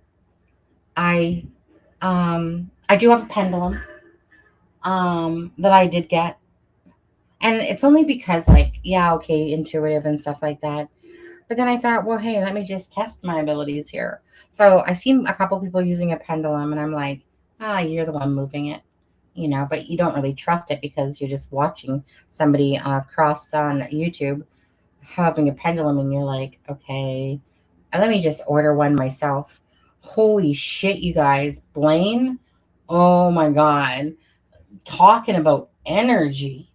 That guy, all I do is go, Blaine, are you around me? The thing freaking shoots off in the biggest circle ever. Like, it's crazy. I was even like the night that he died, into the morning, I grabbed my pendulum, and I'm just like, Blaine, you around me, dude? And I was like, what the fuck did you do? And he basically said to me, like, I fucked up. And I'm like, yeah, you did. But the energy coming through was, holy shit. That thing spun so fast. Even yesterday, I did the same thing with it. I'm just looking at it on my thing. So, anyways, so I just test it just to see. But like that thing was shooting like I don't know how to explain it. It was just like whipping around. And every time I said something, it was just whipping around. And I'm just like, dude, your energy's like freaking overkill. Well, that's a bad word to use. His energy was like crazy ass. But anyways, so sometimes I do the same thing with Abby and Libby. I just ask them questions. Um, yeah, and just see what the pendulum says, and then I kind of wait to see if answers. Like I'm usually not vocal. Like it's only like this case has made me vocal. Usually, if I know something, I'll keep it to myself and then watch it happen, and then I'll pat myself on the back and go, "See, there you go, called it again." But because Delphi, I need to be more vocal. But I usually don't like to say anything unless there's like, especially like a pendulum, right? Because it's like, I might as well whip out my crystal ball that I don't have. Well, I have a small one somewhere. But anyways, you see what I'm saying? Um, the pendulum is something you ask, but I need proof before I'm literally going to put it out there as accurate or whatever. Pendulum's just a source because I don't I mean, I have tarot cards, but I don't ever use them. I bought tarot cards that sit in the box still. I always tell myself I'm going to learn how to use them, and I don't. I just have always just used my brain and my intuition. But the pendulum I've come to really like, because I could literally just hold it and ask it. And like I said, it starts whipping around. And I'm just like, thank you. Thank you very much for coming. I know you can talk to the other side, right? And I'm not even afraid to say that. I used to be, but I don't really care. People on here, Gray Hughes started it. Matt Sullivan made fun of it. Graz made fun of it, all because of Gray Hughes, who started it. And it just went from there. So it's like, whatever, I'll fucking own it. You guys want to call me, say I'm a psychic? I've never called myself a psychic, but hey, maybe I'm an oracle instead, right, Alex? Alex calls me an oracle. I just, some people just have, I know I can talk to the dead in a sense. I mean, I know I can communicate. So I learned that a long time ago. So I could care less. I don't care if I die. Why? It's probably a better place than on this shit earth, to be honest with you. Um, well, I shouldn't say shit earth, because it's what you make of it. But there's a lot of shit people on this earth. Um, Maybe there's a lot of shit people in heaven. Probably not, though. But you know what I mean? It's just like, sometimes you just get really tired of people on this planet, because you're just like, why can't you guys just be nice to each other? Why do you guys have to have wars and shit? Why can't you guys just get along? But that would be like unrealistic, right? For everyone to get along. What a boring world, I guess that would be if that happened. But it's just one of those things that I know I can talk to my mom.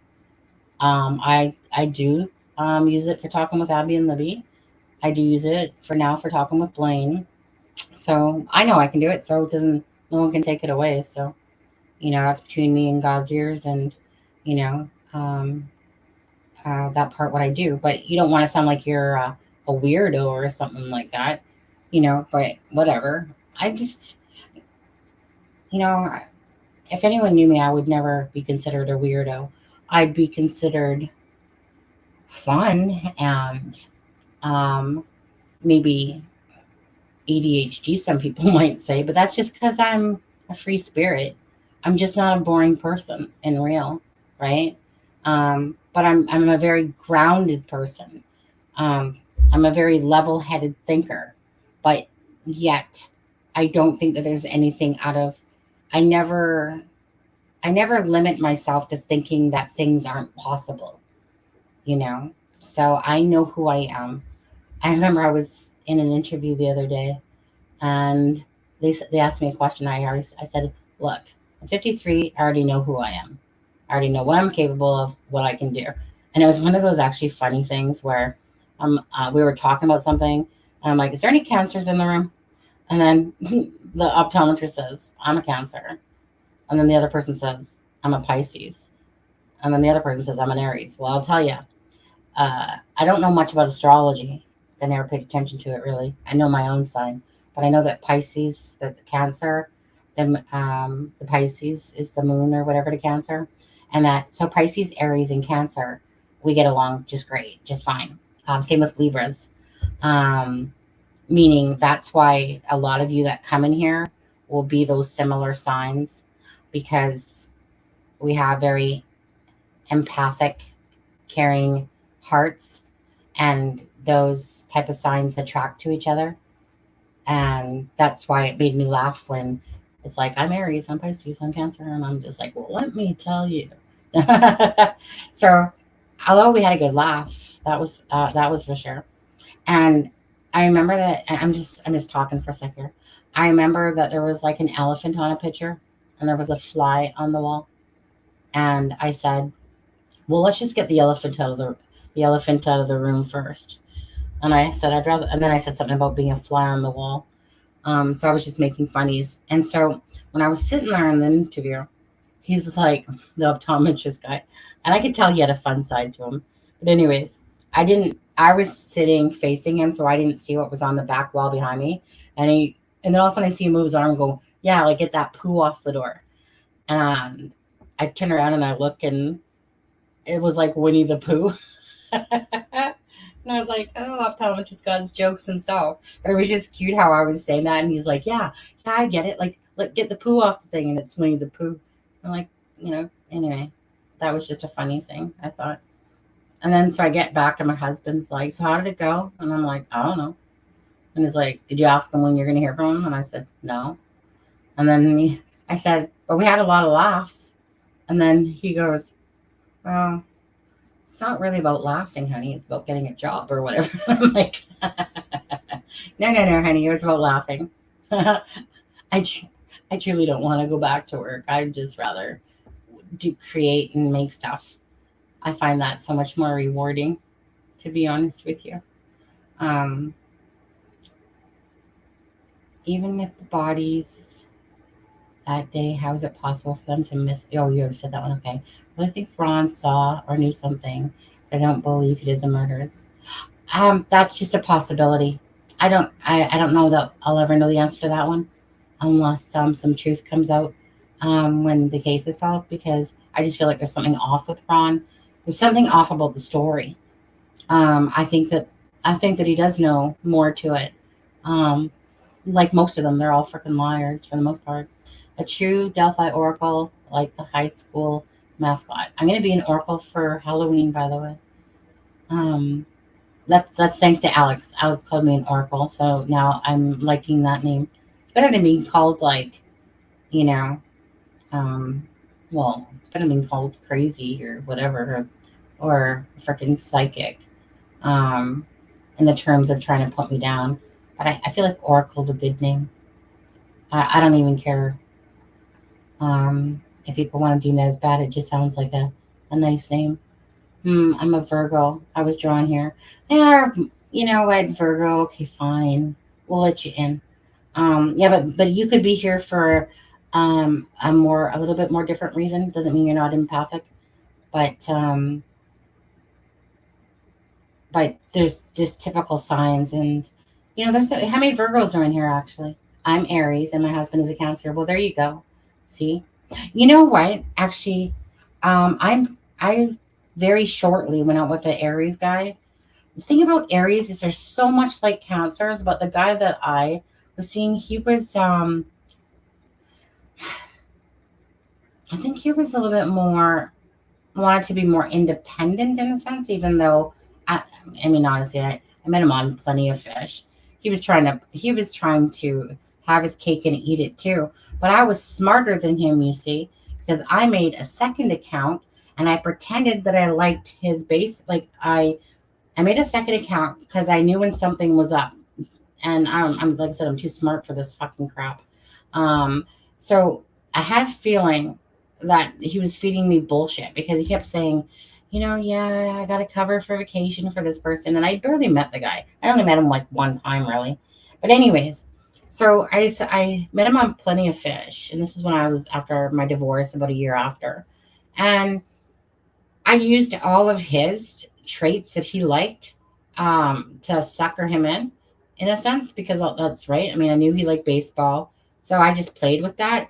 So it was the most hilarious shit because as he's flirting with me as the second account, I'm calling him up as my real me and going, hey, what you doing? Oh, so this person called whatever? Oh, you fucking ass. That's me. You idiot. Fuck off. Don't try to play me for an idiot.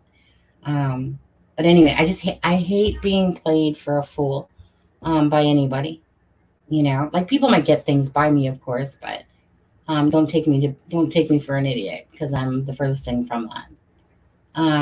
That is what they call their sports team. Oh, okay. I feel like your name should be Bret Hart. Remember the wrestler?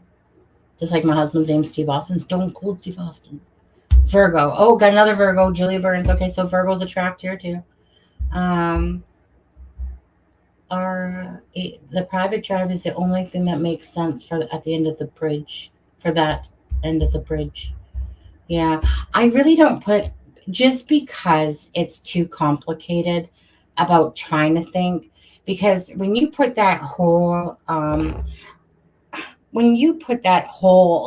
story together, that the timing's off, there's something not right about it. But when you think of the crime scene, that crime scene is not something that's just set up in 5 minutes and you're out of there. Oh, polygraph. Raise the hand. Double, double. Um, the, do you know? So when you start thinking that the bodies were moved and how they got there and which way did the BG come? Did he come from the south? Did he come from the north? And was there other people waiting at the end of the da-da-da-da-da? It just becomes too much on the brain. Like as much as I do think about it sometimes, and that's when I'm usually bored. Not bored, but when I'm tired of looking at pictures, that's when I put some thought into that stuff. But honestly, it's of no value to me personally. And I remember when Alexa was on the live, it's like if I already know who the BG is, I don't really need the timeline like the rest of the people do because I'm not looking for the BG still. So although the timeline to me is yes important, but if you already know who the BG is, what do I overly need the timeline for? All I need is the connections. All I need is okay, if Kegan Dunker's on the bridge and Garrett Kurtz killed two other people, and these poor kids, I was gonna say, died on Ron Logan's land, and Jason Palladino and Ashley Garth. And so Jason Palladino, Ashley Garth, and Garrett Kurtz are all buddies, type of thing. And, and Sheena Cottrell lives near the Klines and not Jason, Julian. You know what I mean? It just, and all the things that are said. So you just put all that stuff together. Holding a pig a year later, there's pigs at the crime scene. Libby was called like a slaughter hog, slaughter horse, slaughter hog, one of the two.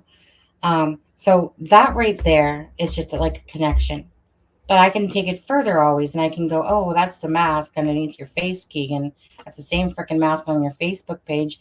Why would you fucking use the same damn mask, bud? But hey, you're an idiot, and obviously did. But why didn't you get arrested? Why? Because like your DNA, and then because we're told that the DNA was so fudged up that there was no DNA because it was so contaminated, because there would have been so much contamination between if Kegan, okay, if somebody looks up Kegan Dunker, they're going to see one of his things where it says that you have to submit your DNA, but then it also said that he can do whatever. So let's say his DNA, right? Because this would be the only time. So let's just say his DNA got he didn't actually have to take it, because you know how fucked up they are. These people fuck up all the time, right? So what's another fuck up? So Kegan Dunker's DNA doesn't enter the system because he's only one time is he being asked for his DNA, because before that, remember they didn't, up until just recently or a couple years ago. Now you have to submit DNA or whatever. So why the hell do you think the BG's DNA wouldn't be there? So we know that Ellie fucks up, and only one time was he supposed to submit DNA. But if he never actually did, which I don't think he did actually, of course, that's why they would have said at the start, it's like the person doesn't exist because he's not in the system, right? Like Garrett Kurtz might be in the system. That's why they checked him out. Plus, he worked on Ron Logan's land. Well, Garrett Kurtz wasn't until like 2019 or something. But you know what I mean? If they have no real DNA, but if Kegan Dunker is not in the system, there you go, right there. I was always adamant. Well, these people are idiots because he does have DNA in the system, because that's what my case is telling me. But then you also know that they screw up, and I think he had the right to appeal. So maybe he didn't have to give his DNA at that time, to be honest. Or maybe it just was, maybe he just simply didn't have to do it. So if he doesn't have DNA in the system, they're not going to put no blood to him until they literally get his DNA. Anything on the photographer, J.K. Keener? Or J.K. Keener? As in which way, Bart? Or I want to call you Bart Hart. Beehart. I think I did that before too. If you are right about Kitty, which I am, the haters will have no choice but to crown you the queen of YouTube. true crime and queen of YouTube psychic network. Will you be wearing them at the same time? That's hilarious. um, to be honest with you, I would secretly have to say um, that there's been enough shit slung my way that there's a few faces I'd like to rub some pie in for sure, just because of their ignorance. Um, but really, it's about Abby and Libby. Um, and just the truth being told is what means the most. I'm looking at the camera like I'm talking to you when my avatar thing's off. So yeah, I just try to be truthful with my answers and what I say. So yeah, I would love to sling it in some people's faces for sure. Just because of the ignorance of them. I wouldn't have said that before, but it's been long enough now where they can kiss my ass and they can take their bullshit. And, there was one person, hey, and I blocked her. So, Jen from the suburbs, if you happen to see this show, you can kiss every part of my ass, to be honest with you, because she was like, I remember Jen from the suburbs. She's a bitch, is what she is. But wasn't she with the Suzanne Morphew case? I just remember Jen. She used to come here to the channel and always be like, da da da. I just remember seeing a comment from her the other day, and I was kind of like, you don't know shit. You don't know this. You're the circus act. You're this. And I'm like, bitch, you just wait. You just wait one day. So there's a perfect example of somebody I'd be like, kiss my ass. Remember when you said that I was a circus act? Well, come on, because this is about the girls. It ain't about you, bitch. Because it is about the girls. That's the whole point I'm even here. It's like I don't have to be right about the story. I just want justice for Abby and Libby. And once the truth comes out, if it does poorly, then sure, whatever comes with it, right? I mean, I joke with myself inside that one day, if the and let's say you're like Kegan Dunker, you're under arrest, but there's gonna be more than just that. But I'd be like, okay, Oprah, you see this magnifying glass in my iPad? Yeah, that's how we solved Delphi BG guy. I always had that in my head for a long time. Now I just I don't even know that I have hope that they're going to solve it, to be honest with you. So I don't think about no reward. That only came across my mind right now because Barley's $10 thing's still up there. I don't think about that at all. I could care less about that, to be honest with you. It's about the girls first and foremost. And yeah, so I mean, I don't even think that anyone would actually get the reward, to be honest with you. I feel like that's kind of like one of those, like, like AWP, right? Like they find Kylie, and then all of a sudden I see this petition going around saying, give AWP the reward. Well, yeah, they earned it. They found it. They found her. So it's kind of like, to me, those things are like a bunch of bullshit. I never trust stuff like that in the first place, but I'm not stupid enough to even think about that stuff either, because it makes no difference to me whatsoever. The only thing that matters to me is that that they get the justice that they deserve. Like, fuck the money, honestly. But justice for Abby and Libby, that's the only reason. I didn't even know about any reward for this case, because some people try to throw that in my face too. Nothing to do with that. This is simply about Abby and Libby. I didn't want to come into the Abby and Libby case. I didn't mean to. I just thought I was taking a little break from Suzanne Morphew's case. I didn't know that this was going to happen. So now that I'm here, I have to fight for them, right? It's the right thing to do. I'd be an idiot just seeing if my husband messaged me. Nope, my husband doesn't love me. Okay, wait. My husband did message me an hour ago. Whoop, 1 sec. What did he say? Let me just see what my husband's. Oh, he was a messaging storm over there. Let's see. I didn't. Oh, my phone must be off. I guess I should turn it on.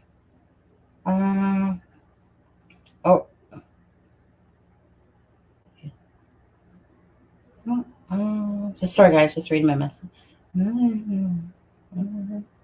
Oh, I see the word miserable, whining cunt. This morning. Oh, and I'm working Saturday, he's saying. Told you it wasn't. Okay. I'll just say I love you back. Honey. Well, baby actually is what I call him.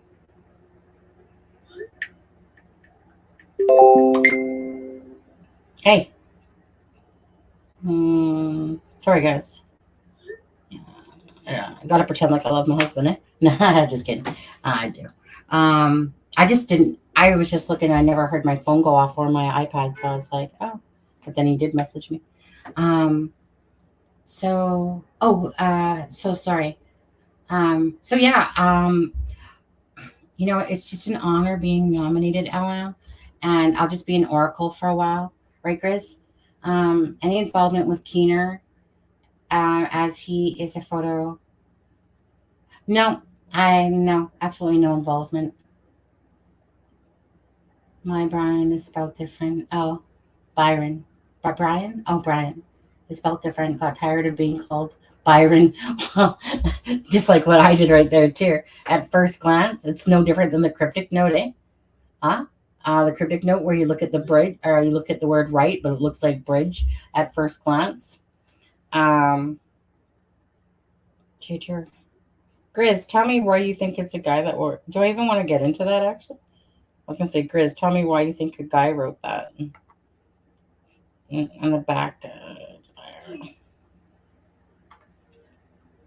Oh, husband's having a bad day. He says that the back tire of the van has a flat. His work truck. But anyway, yeah, so the cryptic note, right? I should probably get off here soon and probably sound like I'm dozing off on you. Um, the cryptic note has Jason Palladino on top. KD is the bomb. All I'm saying is for anyone watching this, how many attachments do people need to each other to see what's in front of their faces? People are so wrong by dismissing Garrett Kurtz because it's just because he's not the BG. It's just because his friend is. But again, if you compact what I'm telling you into the puzzle, into a smaller pie, and you see, hey, Garrett and Ashley, Keegan, Garrett killed 2 other people, Ron Logan. We can attach Palladino's. We can attach what Garrett Kurtz is saying about Palladino being part of the murders. We can attach what Chris Mathis is saying about Garrett Kurtz knowing about the murders and that he will say what he saw. We can attach Nick Edwards to talking about Sheena Cottrell and the Palladinos being part of the murders. We can look at the Keegan Dunker holding the pig. We can look at the mask. We can look at the pig at the thing. We can look at the cameras. We can attach perhaps the CJ Palladino post on the like that. That one would be more stretching. But still, don't fear me for who I am. Fear me for what I can do. That was on the 22nd presser.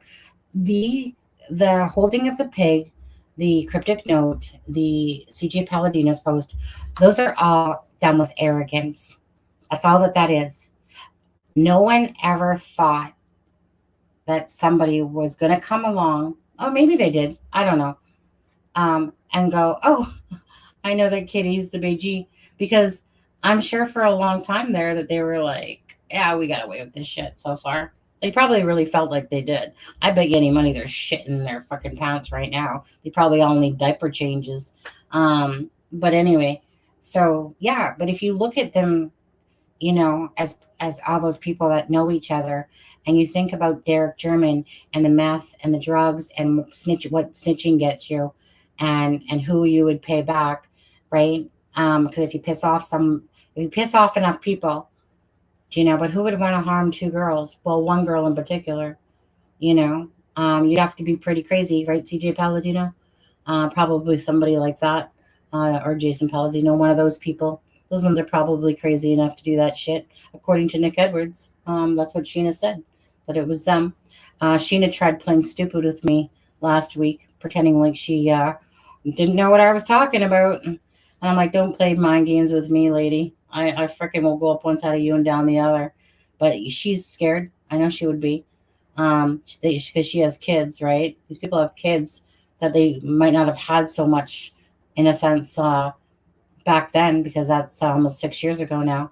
But yeah, I think that they're shitting their pants. And that's why when I heard the whole Kegan Kline saying that him and his dad did it and a Jeep, that was the most like crock of shit laugh. That it was just ridiculous. Like, anyone, anyone that even knows anything about Delphi would know that that was the most biggest bunch of diarrhea that flowed out of his mouth, if that's from Kegan Kline. And I just think that it's one of those things. It's like, you got your wacko jackos, the trash channels that are trying to, they're just, what, those people are just non-existent, those ones, because they don't even know. Like Rick Snay, was it? Trying to write a freaking book about Delphi? Dude, like seriously, you don't even know nothing about Delphi.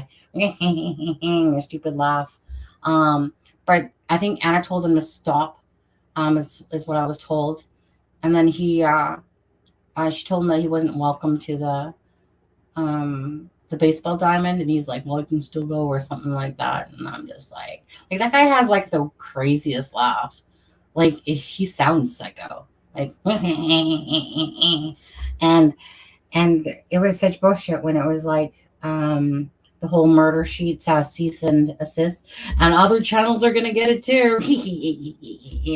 And I'm just like, where do you people crawl from? Like seriously, like you guys are just loony bins. So it's so anyways, if you guys put all together what I've been talking about today, it's really not as complicated as it seems.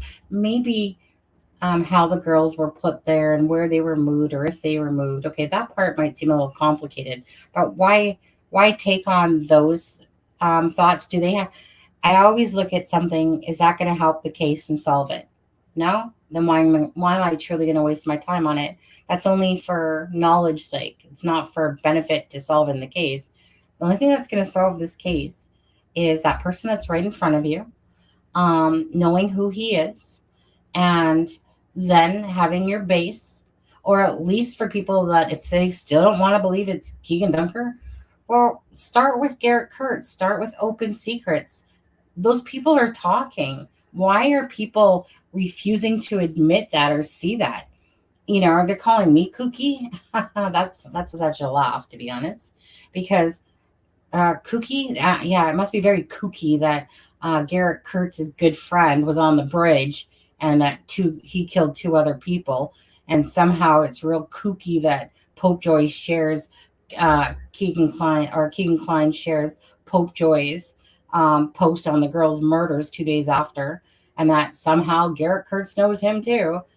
Call me crazy that Garrett Kurtz says that Jason Palladino was one of the people involved in the murders. That Chris Mathis says this, that someone's holding a pig. It just all attaches. The cryptic note. You go to the cryptic note, Jason Palladino. KD is the bomb. You got a freaking graveyard. You got a freaking circle with a star in it.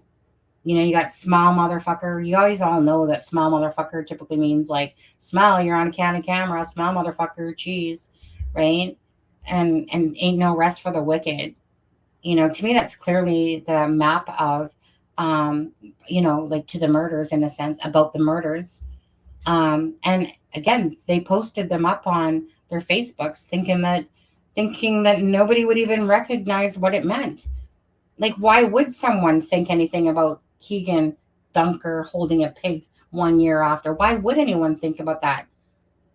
The only person that would think about that is somebody that could put the shit together and piece it all together, because nobody else would think, oh, they wouldn't think about it. Why would anybody think anything about the cryptic note? They would look at it once and go, oh, there's doodling. They wouldn't even think about the murder because they wouldn't know what it meant. Ain't no rest for the wicked, CJ Palladino, him having that on his Facebook, yeah, that would seem normal. That's pretty much that family wrapped up in a, them and the Grigsbys. Holy shit. Those people just are all freaking in prison and stuff like that. Those are just bad apples is what they are. A lot of people know them. It's so funny what I find funny about it is that the people that know the Paladinos will say, yeah, they're pretty good guys. Ha ha ha. Their arrest records don't show that. Their actions, they would, like, two of them are sitting in prison right now. But you know what I mean? Like, if you look them up, there's nothing pretty about their past. So I think that's all I'm going to talk about today, to be honest. I think I'm good. I just feel like that's it in a nutshell. So, if somebody could just tell me who exactly went or used or got Kegan to use the Anthony Shot account to lure, that's the person that started the wheels in motion. Who do you guys think that is? Do you guys have any thoughts about that? Okay, so if we're talking about the people that I'm talking about, who do you guys think is the person that put the wheels in motion? Because obviously, if I'm right, yeah, I'm gonna go to bed in a sec. Not bed, but yeah, I probably will because I barely slept. I can tell because like my words are taking longer to come out of my mouth. Oh, hey Magenta, how are you? Um, we all have that extra sense, yeah. But who would you guys, if you guys had to pick between Kurtz and Palladino, who would you be scared of more? Who would you think had more connections?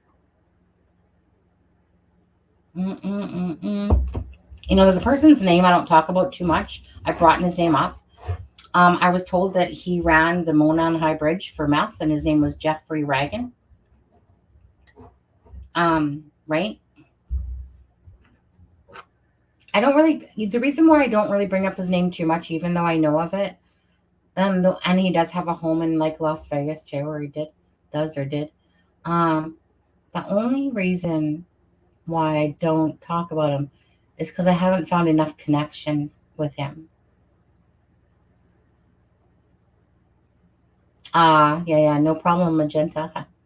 To be honest, Magenta, I'll be honest, I totally forgot about you because I haven't seen you in so long until I seen your name and I was like, I know that name. I'm JP, Jason Palladino. Okay, so now let me put it this way.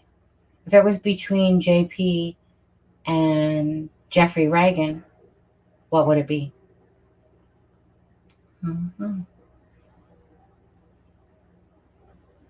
I do wonder if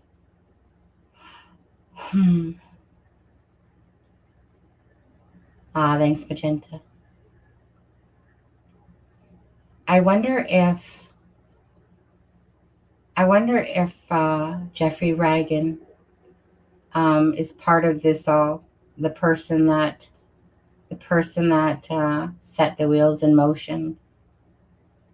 It always feels like, to me, Junior shot caller,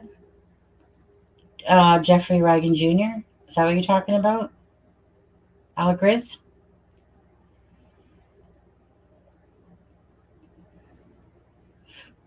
Grizz, what names have you put into the mix?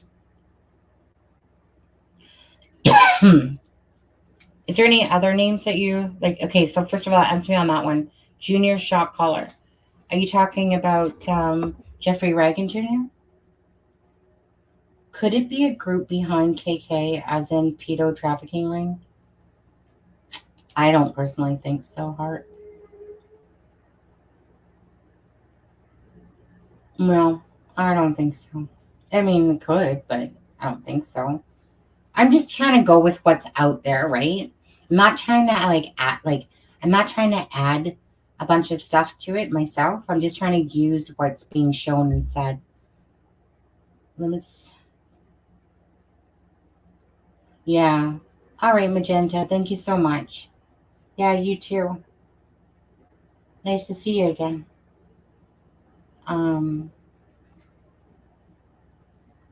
Yeah, Jeff Reagan. Is there any other names, Grizz, that you think that you've thought about with all of this? So Jeffrey Reagan's, because of the fact of I was told that he ran the Mona and High Bridge. I don't even know if Anthony Greeno, I don't even know where the fuck Anthony Greeno plays in any of this, to be honest. I'm sure that, I don't know, he's a slime ball, so he's probably in the mix somewhere of it all. I don't know. I don't really care, to be honest with you. If he's ever part of it, so be it. But he's not the BG, so, um, you know, yeah. I feel okay. So Jeffrey Reagan had a home in Vegas. The Klines went to Vegas. We all know that when you go to Vegas, it's for a reason. There was a reason they went to Vegas. Even Dirk Hayes said that, Kegan Kline made it seem like, oh yeah, we've been planning this for a year. Dirk Hayes says they don't plan shit. They just do things at the last minute more so, you know. So just after the murders, they head over to Vegas. Huh? Coincidence? Murder tape, perhaps? Whatever. That's theorizing, definitely. Hey, Kristen. Kristen, I got my bracelets, by the way. I showed them on my live the other day. I don't even know if I really want to show them now, but whatever. I'll turn it on for a second. Can you see them? I got those. Thank you so much. Thank you so much for those. Yeah. Okay. Camera back off. So, yeah, but thank you. You guys, Kristen behind the kind door, she sent me, Adam, and Deb, and I think Gonzo too, and maybe some other people there. These beautiful bracelets for Abby and Libby and for the Flora girls. It was a very nice gesture, Kristen. Appreciate that very much. I've worn them since I opened my package the other night. I was hoping that you'd be on when I opened it, but you weren't, or at least you weren't in here anyway. So thank you so much. Means a lot. Yeah, I got them. Yeah. At first I didn't think I had them. And then all of a sudden I looked at the back of the mailbox and I'm like, is there a package back there? Oh, I didn't almost see you. Hello, Delphi Tooth Squad. So yeah, Grizz, Jeff Reagan has always sat in the back of my head. Because I've always I always felt like, this is how I felt about Jeff Reagan. That he was the main person that is in conjunction with the Paladinos, and it's really becomes about, it's almost like, someone set it in motion. Then Garrett Kurtz over there goes, hey, Kegan, I should say. Hey, Kegan Dunker, you want to earn some money? You want to earn some pot? You want to earn some whatever? Hey, tweaker, I need you to do something for me. That's how I keep feeling about it.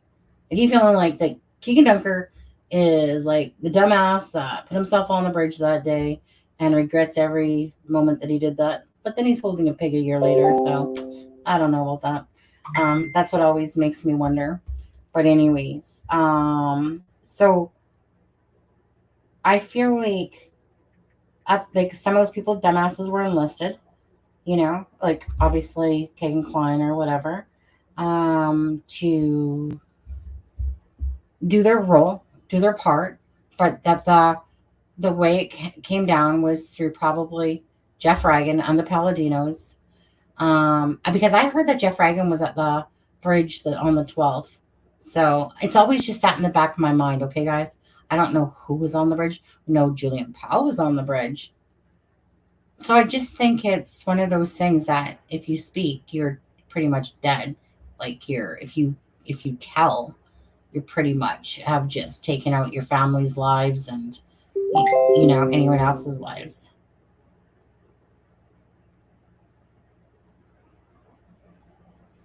Wait, what? Hey. Sorry, guys. It's my MSN. I'll look at that. I'll look at that in a bit. But anyways, so is there anybody else in the mix there, Grizz, that you're thinking? Or is that pretty much the same ones? But Grizz, if I recall, you still, and correct me if I'm wrong, but do you still think it's Palladino on the bridge? Or that picture that you're looking at right now? Do you believe me when I say it's Kegan? And that Palladino's part of it all, but he's not the bridge guy? I think that's where we pretty much started, Chris? I said it was Katie, you thought it was JB. Oh, others, but you don't want to name? Yeah. I'm just using, like I said, I don't really say Jeff's name too much, even though he sits in my head. I'm just trying to stick with the ones that are being talked about and have knowledge about it. And I'm sure they're probably, like, like I said, is more. I feel like Julian Powell was on the bridge, like it was a pre-test to the day before. It was a really planned murder. Like, to think of the staging and the cameras, Oh, I can't believe it's already. You guys, I've talked your freaking ear off. Anyone fell asleep on me yet? I guess I probably should get going. What is today? Thursday? Oh, I missed 11:11. It's 11:13. Is it Thursday? Yeah, it's Thursday today, right? Yeah, I think I'm good. I think I'm tired. Let's see this close up. Okay, that's when I'm just trying to, like, obviously see the thing better. Camera. Oh, there. See, there's a little bit more on this one here, where sometimes it just gives you a little bit more of the black things that are around. Okay, like right here, like what is this? Like right here, like that looks like a strap. Right there. That's the way that comes looking. That looks like it's a strap. I don't know. I could be wrong on that, because that's probably, could be his beard, but that just could be the distortion of the picture. But if he has all this shit on his side of his head, and he has this shit, just that it comes off looking like a strap, doesn't it? And it very well could be. Gotta hold that shit on his head somehow. But you can see, right, guys? Like, you can see here. Like, I know that one's caught off in the corner there. You can see bumpity bumps here.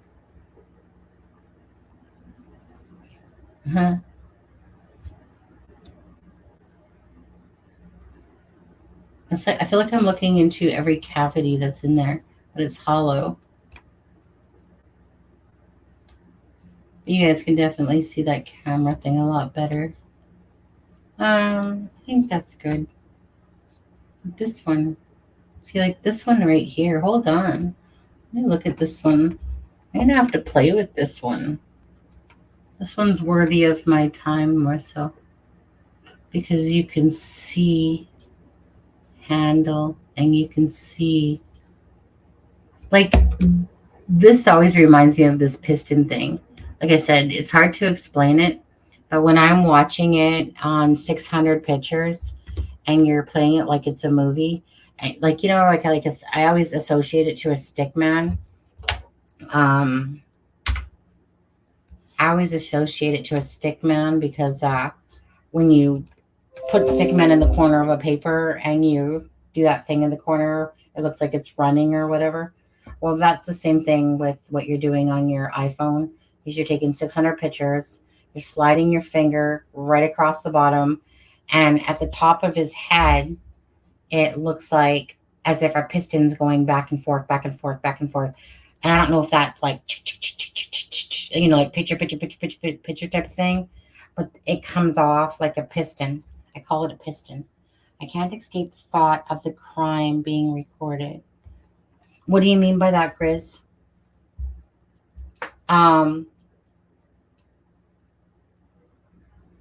Like, as if it, like, you mean it haunts you that the thought that they did that?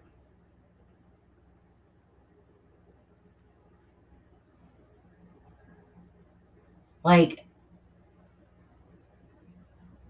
there's no, like, the crime, we know that there was a crime, a freaking murder tape. Garrett talks about it. There's camera on his freaking ass head. There's cameras at the crime scene. You know, it's definitely recorded. You know, we knew that they were looking for someone that purchased camera and someone that had a knife collection. We knew that, what was I going to say? I don't know. See, getting tired. So what was I going to say? About the cameras, stuffed animals, whatever. And it's, what I was going to say before was, it's like, so the mask underneath of his face, like I said, was it, do you know what I mean? Like, okay, you guys, one second. You guys know, like, let me just place, hold on, let me just play the starting of the intro for a sec.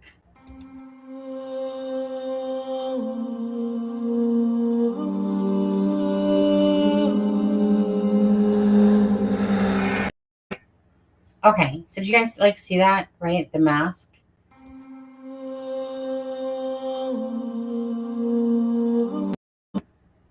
Okay, you guys seen that, right? There's like 3 masks. The last, you guys see that, right? The mask, like right there.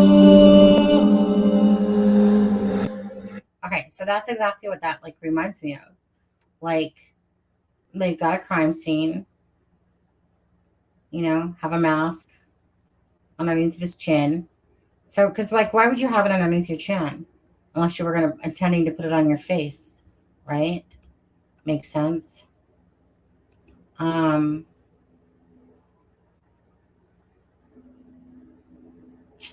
Right. Same. Well, you know, it's just that it does really seem weird that they went to Vegas. You know, like, I don't know if I'm buying the whole Vegas thing, but I feel like it's a personal collection, perhaps. I mean, there might just be one video, you know, or a couple copies, and it never went anywhere near Vegas. What's your theory on that, see-throughs?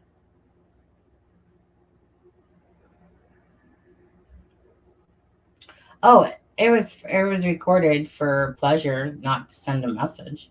It definitely wasn't to send a message. They sent the message by the whole crime scene and that stuff, but it would have been for pleasure that they pleasure, you know, or for a money purpose. Oh my god, that does look like a mask over a face. Wait, what are you referring to? I've seen that group photo before on a different channel. Who are they? Oh no, this is from Clipstock. Like, that's just a Clipstock intro thing. But I mean, like, the mask in the intro, this one here. Look at the last guy that.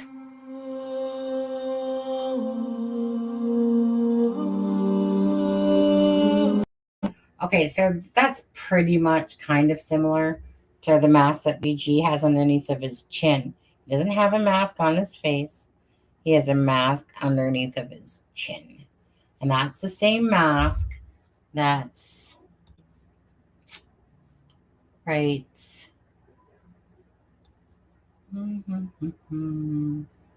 here. You know, that's a Halloween mask. $4.99. $4.99. Oh yeah. Anyone watching this? You know, moly, moly, moly, holy moly, holy moly. KD, you're the BG. Holy moly, shocker. Like I said, so this is a mask. Obviously, it's not on the face, but that was kind of similar. The one that came in at the last second. So it's like, okay, what kind of video did you guys make? Did you make some sort of sick, twisted one, like a movie out of it, in a sense? Actually, Don't you guys remember hearing that? What was it? Um, oh shit, lost my train of thought. It was about Abby. Oh, don't you guys remember hearing that the video of the video was sent from Abby's phone to Libby's? Do you guys remember? Do you guys remember? This is unacceptable from Curly. Curly J, if you're watching me right now, dude, kiss my ass. Because you are a pathetic loser. I don't even want to look at it. Oh, yeah. Oh, yeah, I know where he totally disrespects Blaine. Right. Huh? I love these. I'll say it again. He is disgusting. Curly J, seriously, dude, go throw yourself underneath the bus. Your face might even actually look a little bit better if that happens, to be honest. But anyways, yeah, no, we won't talk about loser there because he's totally disrespecting the dead. And like I said, what is it with these losers that don't know how to support channels or that they don't contribute? Why don't you go contribute like I did, Curly, to Blaine's funeral costs? Why don't you guys do something useful with your channels? Anyways, yeah. Well, there you go. You're not saying it, but now that I see you're saying it, Bismo. Curly, you're a waste of skin and a waste of flesh. I can see flesh skin tone around the eye.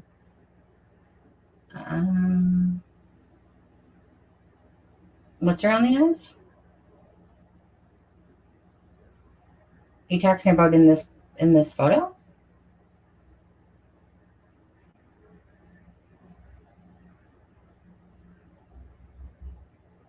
It looks like that is a mask covering around eyes.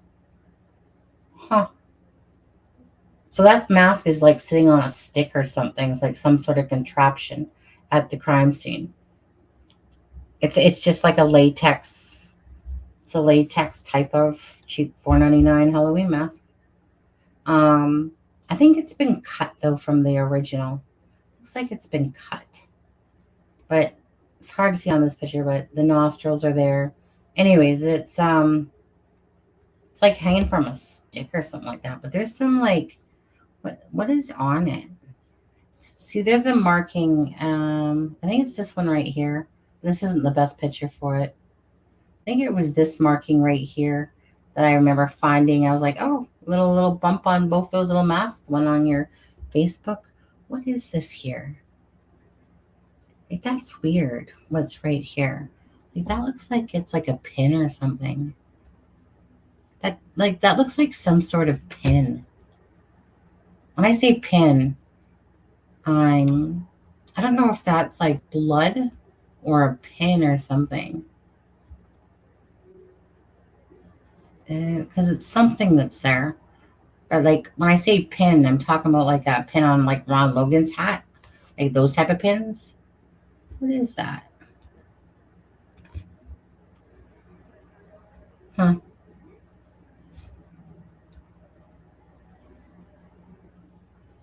I don't know. It's something that's on the mask, though, you can tell. I don't know what it is, though.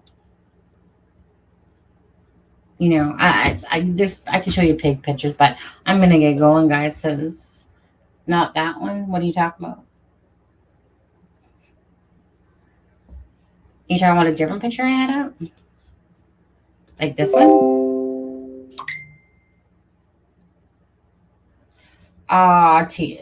Tina, thanks so much. I could care less about people like Curly J. Honestly, let him make his videos. You know, like I said, trash is trash. No, like seriously, if anyone's subscribed to him, you know, please do yourself a favor and unsubscribe. You'll make the world a better place than to those people. I just find it so laughable that people literally spend time watching me and Adam and Deb on the lives, record us, make videos about us, crap on us, They don't do anything to help people. They don't have guests on their show, really. And all they do is just trash talk and belittle other people. Like, how the hell is that helping Delphi at all? And then Blaine's dead. And they want to act like, look, oh, can you look at Sunny? She's laughing at Blaine. Yeah, can't she see that he's high as a freaking kite? Or whatever, 3 pine cones and to the north and stuff like that. So disrespectful. So disrespectful. What, like, just right there, that those type of channels are just shit. It's one thing to like make fun of me, who cares, whatever. But to sit there and be so disrespectful to the dead, like I said, why don't you guys go? Why didn't you guys sit there and message him if you felt like he was going on some drug binge that day on the addiction show? Where were you guys reaching out to him? You know, so have a cup of shut the fuck up, to be honest with you. Have a barrel of it. One with the BG on the bridge. Oh, okay, I see.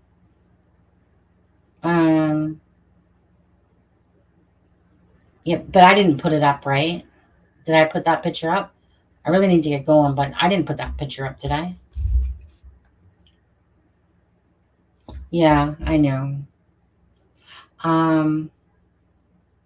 Yeah, Sunday, Kristen, we're going to be doing like basically, we'll do like a little fundraiser for Blaine's boys, and we'll put up the link for the funeral thing. I wonder if anybody else has donated since me. Let me just take a look at that, because it's in the description, guys. If anyone can help out and is watching this video, because this is for Blaine, like, meaning this is directly going to the funeral home for the costs. What did I do? I just want to see if somebody else has donated at all.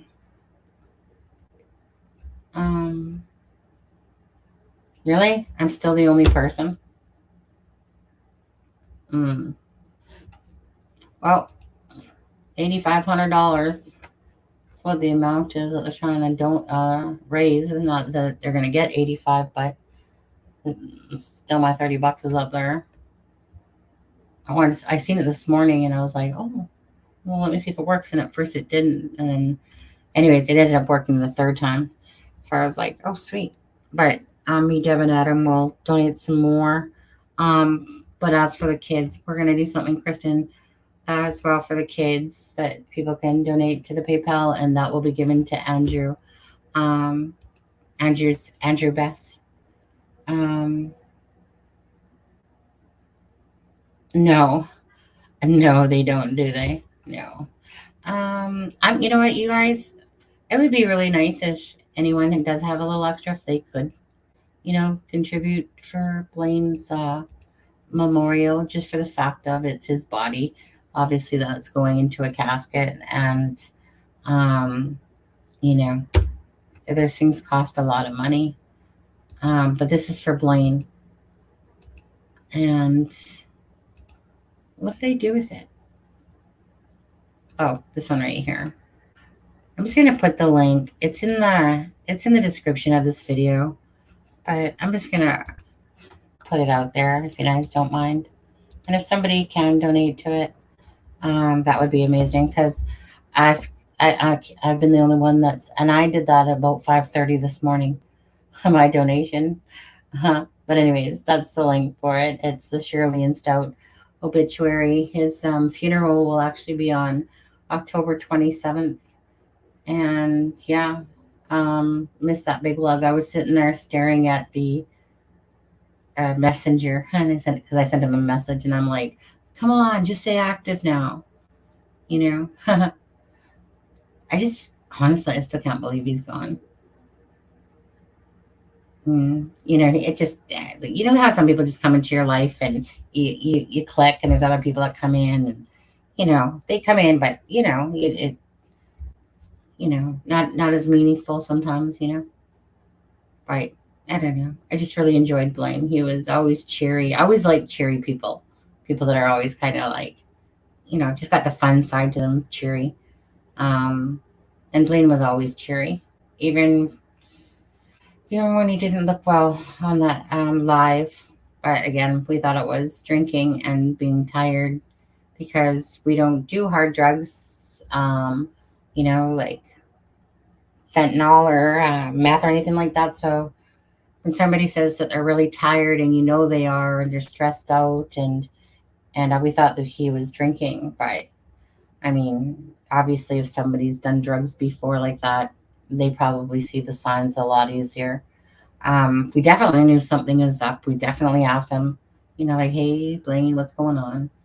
But either way, on Sunday, we'll be hosting a tribute for Blaine. I need to work on that video tonight, I suppose. Do something nice for him. And yeah, other than that, you guys, I'm going to call it a day.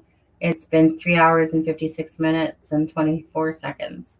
So anyways, Kristen, thank you again for the bracelets. And yeah, who knows, maybe Adam will get bored tonight and do a live or something like that. But thank you guys for joining me. Yeah, thank you guys for joining me and letting me just talk Delphi and the the line that I've always done. So yeah, you guys take care. Thanks so much. And again, if anyone can support Blaine in helping donate to that, that would be awesome. And other than that, take care, guys. Have a good one.